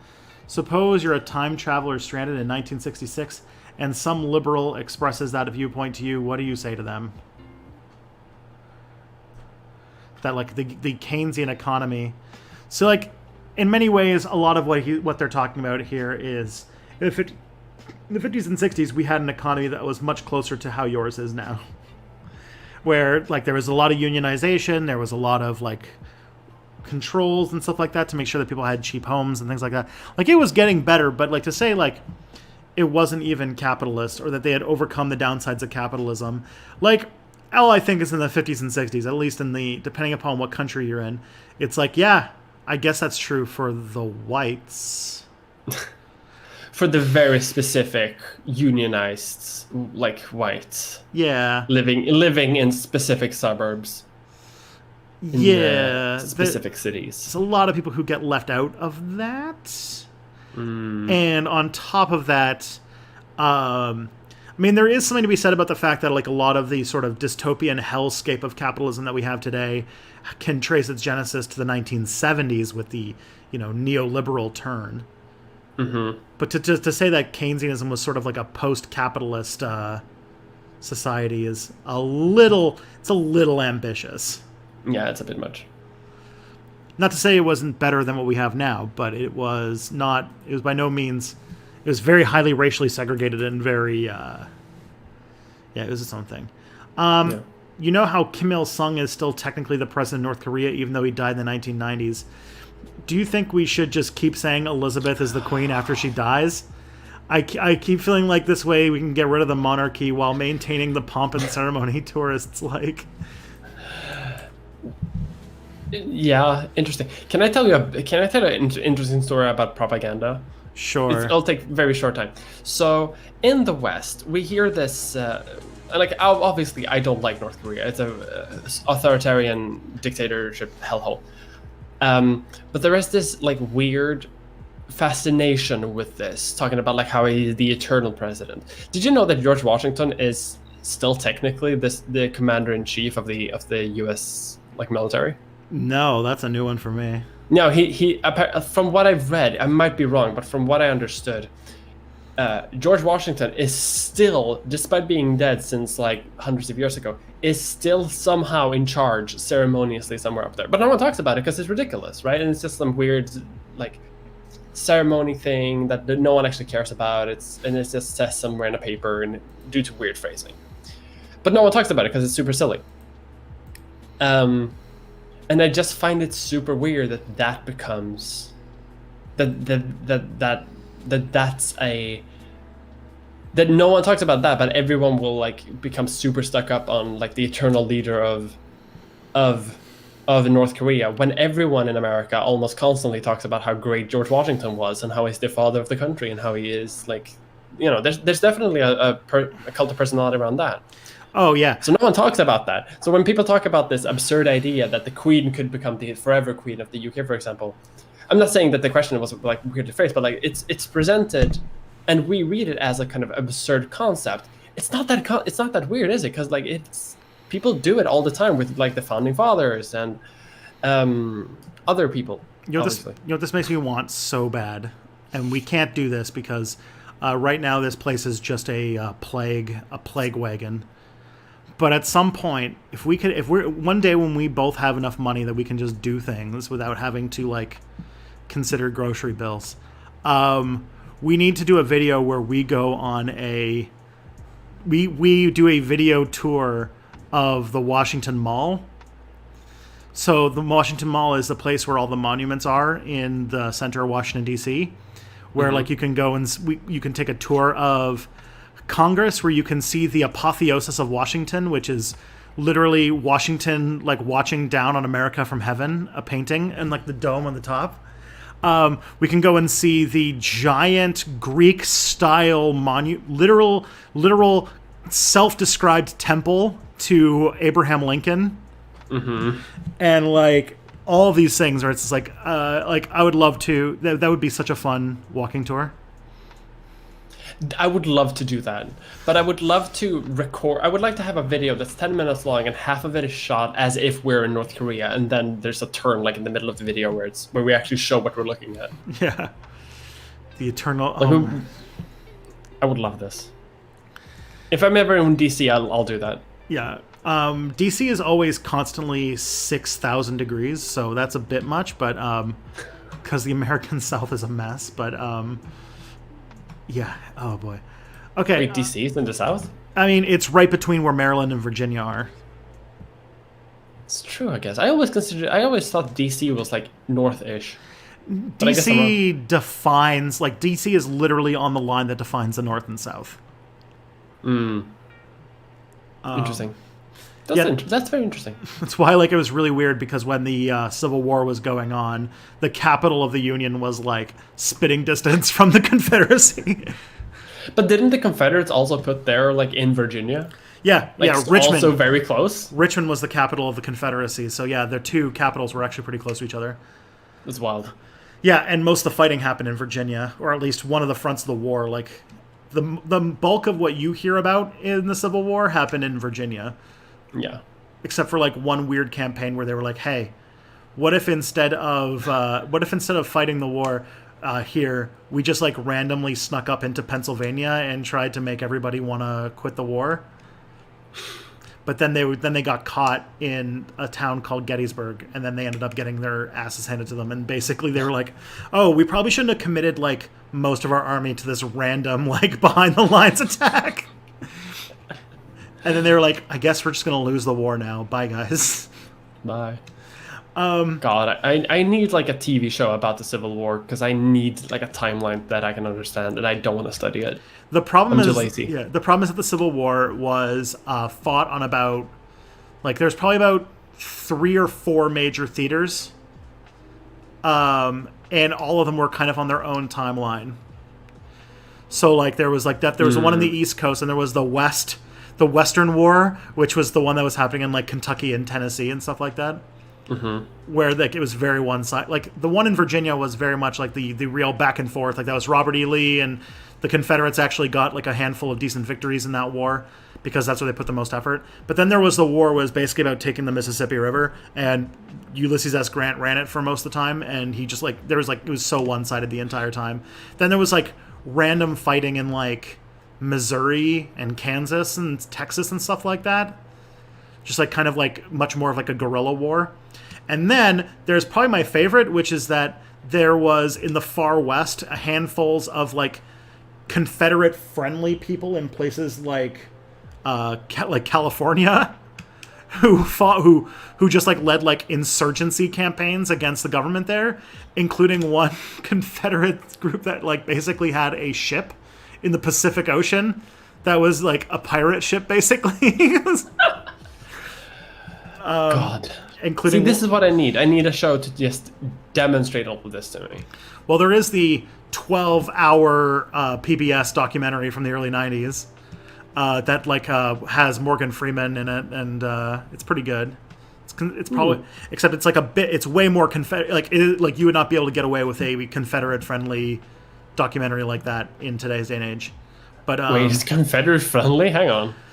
Not like Confederate friendly, but like not like overtly talking about them as like the horrible cretins they were, because it was mostly in collaboration with Shelby Foote, who was a historian of the Civil War from Mississippi, and he was a lot more friendly to the Confederacy than he should have been. But it's a Ken Burns documentary. Oh, yeah, Ken Burns' Civil War. It's probably like the biggest Civil War. It's probably like the most well-known Civil War miniseries you'll get. Interesting. But it's very thorough. And if you like Ken Burns. All right. I did, and then Ken Burns made a World War II documentary where World War II starts in 1941, which I thought was very funny. Hey, thank you, Serafina Leaf. Welcome to the Orc Gang. Last week when you were talking about the rise of capitalism, you used the phrase manufactures. Given that you were talking about the early 17th century, I couldn't think you were referring to, since there weren't really true factories back then. No. Okay, so this is one of the things I was talking. One of the developments of like what would become the factory was not so much like factories, but the idea was there was one point where making manufactured goods like cloth and things like that was done by sending raw materials to various people's homes and having them make stuff like, hey, I run a sock making company, so I'm going to send you some wool, you're going to knit me some socks, and you're going to send them back. But then they found out that it was much more efficient if they're like, what if we got all of the knitters to go to one building and knit socks there all day? And that was sort of an 18th century innovation that's sort of like the proto version of what would become factories. That's it's more of like an organizational thing rather than a technological thing. Yeah, for sure. Like a factory can just be a house. Yeah. Like a building. Do you remember last week I said I bought a novel by an Islamophobic alt history writer? Does the fact that he's not world famous and, so far as I'm aware, not going out of his way to use his platform to spread Islamophobia make me buying his book less unethical than buying J.K. Rowling's book? Well, we live in a society, you know, there is no ethical consumption under capitalism. But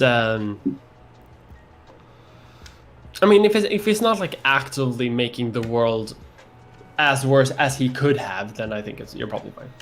Yeah, I mean, you know, don't sing his high praises on the mountaintops, but you know, still. It's and overall it's small beans. Like, it's more the principle of the thing rather than the actual effect you're having, because like no individual person not buying Harry Potter or whatever, Giuseppe Stromboli and the Goblet of Vino, like not buying Giuseppe Stromboli books doesn't exactly like make a huge difference. It's more of like an en masse thing. And also I have to live down the fact that I live in a world where I have a copy of a book called 2008 God's Witness, which is a book that declared that it was a book from 2007 about how 2008 was going to be the beginning of the rapture and the end of the world. Well, that's just a good knowledge to have. Yeah, I need to know how the world is going to end 12 years ago. I got it for free anyway. Greek-style debt crisis requires Germany to screw you up at most. America will become Japan. Also, let's be honest, America can bounce back because they own every intra-government organization. I suppose. I mean, probably, but it's still gonna take a hit. Oh my! Here's a cursed one. Me America Mulder again. That would be a really good like election slogan if I was running like a monarchist campaign. There you go. There's your campaign slogan. Make Mia Mulder again.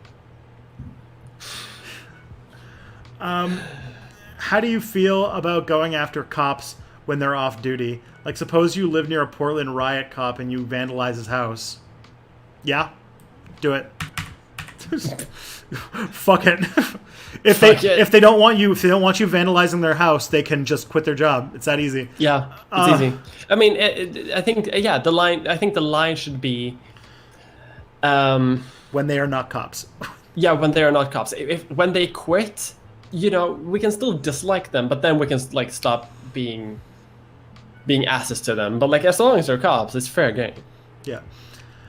Would America not being the center of the world economy hurt the ability of America to implement a Green New Deal? Oh yeah, if America Probably. does not become the global reserve currency, it's going to result in the U.S. losing a lot of its economic power, and so expect way less of what of the money you've got at the moment. Yeah.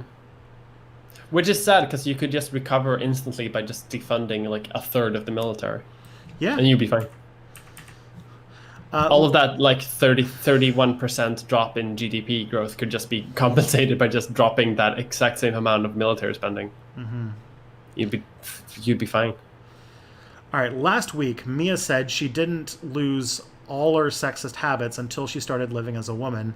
Do you think it's kind of bleak that even a very progressive person like Mia had to literally experience life as a woman to completely lose all of their sexism? I don't think it's big. I think for me it's also a bit coincidental because I transitioned like when I left home, coming from a very like rural background, like going to school in a very like rural, more conservative setting. And I just like, you know, I moved to like a city. I moved to a more progressive place to go to university to get an education, and at the same time I began transitioning. So I think it's a coincidental thing where my environmental change, I kind of became an adult properly while also doing these things, and I think that had way more impact on me than transitioning itself. Yeah, you said if that makes sense. Yeah, you said you transitioned in 2013 or so, right? Yeah. So you'd have been like 20 years old. So you were babby. Yeah, I came out when I was 19, I think. Even I came out when I was 19. Like most trans people don't even start until way later than that. Yeah, and I think just growing up has much more of an impact on you than transitioning does. I mean, it helps, but I don't think that's all of it. Mm-hmm. So I don't think it's that bleak. I think for me it's just coincidental that those things happened at like the same time. Yeah. That's around the age when you start learning that the world exists, and yeah, the world exists. Other people exist. Yeah. Okay, there's some people talking about Kitty. Kitty. All right, it's Terry Fox Day in Manitoba today. Can we get a shout out for Terry Fox? Yeah, shout out for Terry Fox. Legitimately good dude. No problematic stuff about him. Don't know who that is. Okay. This is like one of the most like Canada things ever. He's a Canadian national hero, but what he is he was a cancer survivor, right? So he survived cancer, and this is in the 70s. And the way that he survived cancer, but he lost his leg as part of the treatment. So he decided, as like a publicity stunt, that he was going to walk across Canada to raise money for cancer research with one leg. And and it was a huge thing. Like Canada made the biggest deal about it so much. So he walked, and he started in the East Coast. And he got to Sudbury, Ontario, before he started getting sick again. And his cancer returned, and he died. And so every year, like, it's like one of the biggest deals in Canada, that every year, like, they make like a thing about Canada, like about helping, like about raising, like we everybody does a big like all the schools do like runs, and they try to raise money for the Cancer Society of Canada. And it's like there was like a guy who had lost both of his legs to cancer who finished it, and like it's like a whole like it's like one of the most like wholesome things of like that's just like this thing every year where Canadians get together and make a big deal about trying to raise money for cancer research and stuff. That's great. That's so cool. And because of COVID, we're probably not doing a whole lot of it today, because most of the time, Terry Fox Day, they get all the kids to go for like a 1 kilometer run, and just to like, you know, get kids running, and also to raise some money for cancer. Yeah, seems like a whole round good thing. Yeah, we stand. And there's even a statue of him in Sudbury, where he stopped his run. So like he's like it's what like it's a wholesome thing. What is unusual is how huge a deal Canada made about it. Like it's kind of cute. Yeah, it sounds. But like honestly, I guess it just resonated really well. Yeah, and honestly, those are the kinds of things we should be making big deals about, instead of like, you know, more statues of Terry Fox and less statues of slave owners is what I'm saying. Yes, replace every single statue of a slave owner with the statue of Terry Fox. Yeah. Oh shit! It's less than a month in CK3 already. Yeah, CK3 comes out on September 1st. Which means I want to finish like 3 videos before that date, so I can just disappear into a hole for 3 months and just play Crusader Kings 3. I don't even know if it's gonna be good. It looks pretty good. It looks pretty good though. It's like they're like, we're doing another Crusader Kings, but this time we're like focusing on all the things that accidentally turned out to be awesome about Crusader Kings 2. So it's going to be more about marrying a horse than about like detailed, intricate heresy. Oh god, there's so many good things. I'm gonna need to stream playing it or something. Oh yeah, I'll have to do that too. Let's do some. Oh, sorry. Let's do some multiplayer. multiplayer Shit. Sure. Yeah. Why not? We did there was a game, or there was a idea I had. I was going to make a YouTube channel where I was going to make fictional biographies of each of the kings that I played in a Crusader Kings 3 play, and it would be like a historical documentary of what their life was like. I seem to remember that the Weimar Republic wanted to be a really liberal democracy. Is this true, or did this contribute to the Nazis' rise to power? Initially, maybe, but like eventually, you know, it was pretty conservative dominated, and directly led to Nazi rise to power when they just gave it to him. Yeah, there was a period though, like in the 1920s, where the Weimar Republic probably was the most progressive country on earth for like that's where Magnus Hirschfeld was doing all of his research, and like there was like a whole lot going on that you could definitely make that argument. Yeah, I think yes, but not later. Political change happens quick when you have 8 elections a day. The Depression. Yeah, the Depression doesn't help either. Someone pop in. Thank you for following Not Mark Cuban. Okay. Thank you, Not Mark Cuban. How would Hillary... how are we on time? We got time for one more question. How would Hillary be handling COVID? Do you think it would have helped or hurt her chances of re-election? Would hurt, probably. Republican, even, no matter how Hillary would have handled it, which I think would be slightly better, but not much better, Republicans would make a huge deal of it. Like, remember Benghazi? Yeah. Like, remember Ebola? Yeah. Like no matter how it would turn out, it would be catastrophic. And also, I agree with that. I also, yeah, because like Americans don't really think too much about the source of why things are bad, just thing bad, president bad. So the economic downturn that the pandemic created would be blamed on her either way. Because I think there's this one comic I saw that was perfect, which is like how people think the president's job works, and it was Barack Obama in the Oval Office with just a desk with two huge toggles, and one just said gas price and one said economy, and he's just going like this. So, and also just while we're on the topic, because I don't want to miss this, did you see about the absolute cursed announcement that they're doing a TV show adaptation of the alternate history novel Rodham? Yes! Oh my god! So there's a liberal. Purged that from my mind. So there's a liberal political fan fiction novel that actually came out called Rodham, which is a novel in which Hillary Clinton never marries Bill Clinton and basically goes into politics on her own and becomes president. And it's basically a complete like liberal fantasy about how Hillary Clinton is and how politics works. And now. No, you know exactly what it's going to be. Have you seen the show Designated Survivor? Kind of. I know that it's like pretty racist. But that's about it. It's weird. It's gonna be a show where Hillary Clinton, every single episode is met with an event or crisis that Trump has dealt with, kind of like it's gonna be analogous to that, and Hillary kind of solves it within 45 minutes and makes some quippy joke in the end. Oh, so that's gonna be the entire show. It's going to be like the most cursed ripoff of The West Wing ever made. Yes. Oh, 100%. I know this. I would bet so much money on this. I'm so sure of it. Yeah. It's going to be so bad, and I'm going to watch all of it.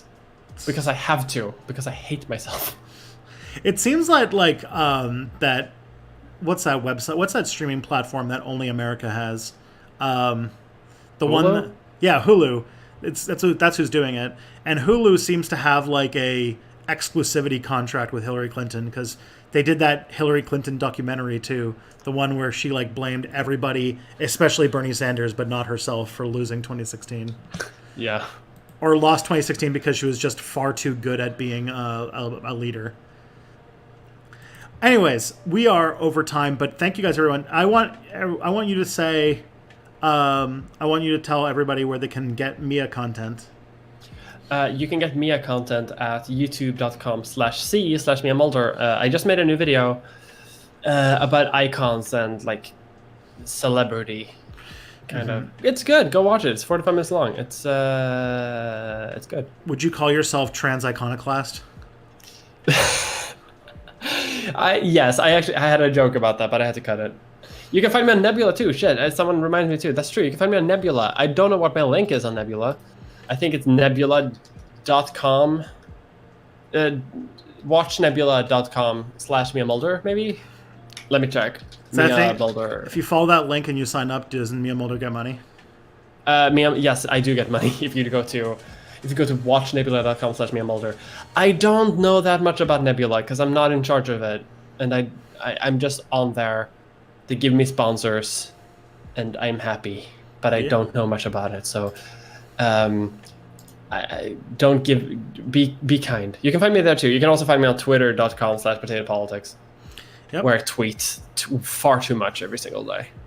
And you guys know me. I'm on here. I'll be here tomorrow, and the new thing I can say is that if you become a Patreon of Step Back History, you get a free month of Means TV, which is my streaming service that I DM on, which is a leftist co-op video streaming service made by the people who made the viral video for AOC's campaign. So, if you get in there, you get a free month, even if you've already signed up. And you can actually talk your way into not like paying like $0 a month because it's all based on like, your ability to pay for the streaming service. So check it out. It's pretty cool. There's some really good shit on there, including a bunch of Step Back videos if you feel like watching it without ads. All right, let's find a person to raid. Let's go raid the Central Committee. They're the only people on for some reason. Yeah, it's a slow day. It's a holiday here in Canada. I don't know if it is there, but Oh, and every leftist Twitch streamer is Canadian. That's why. yeah. Everybody, keep it real, and I'll see you guys again tomorrow night. Goodbye, lovelies. Yeah, dabs.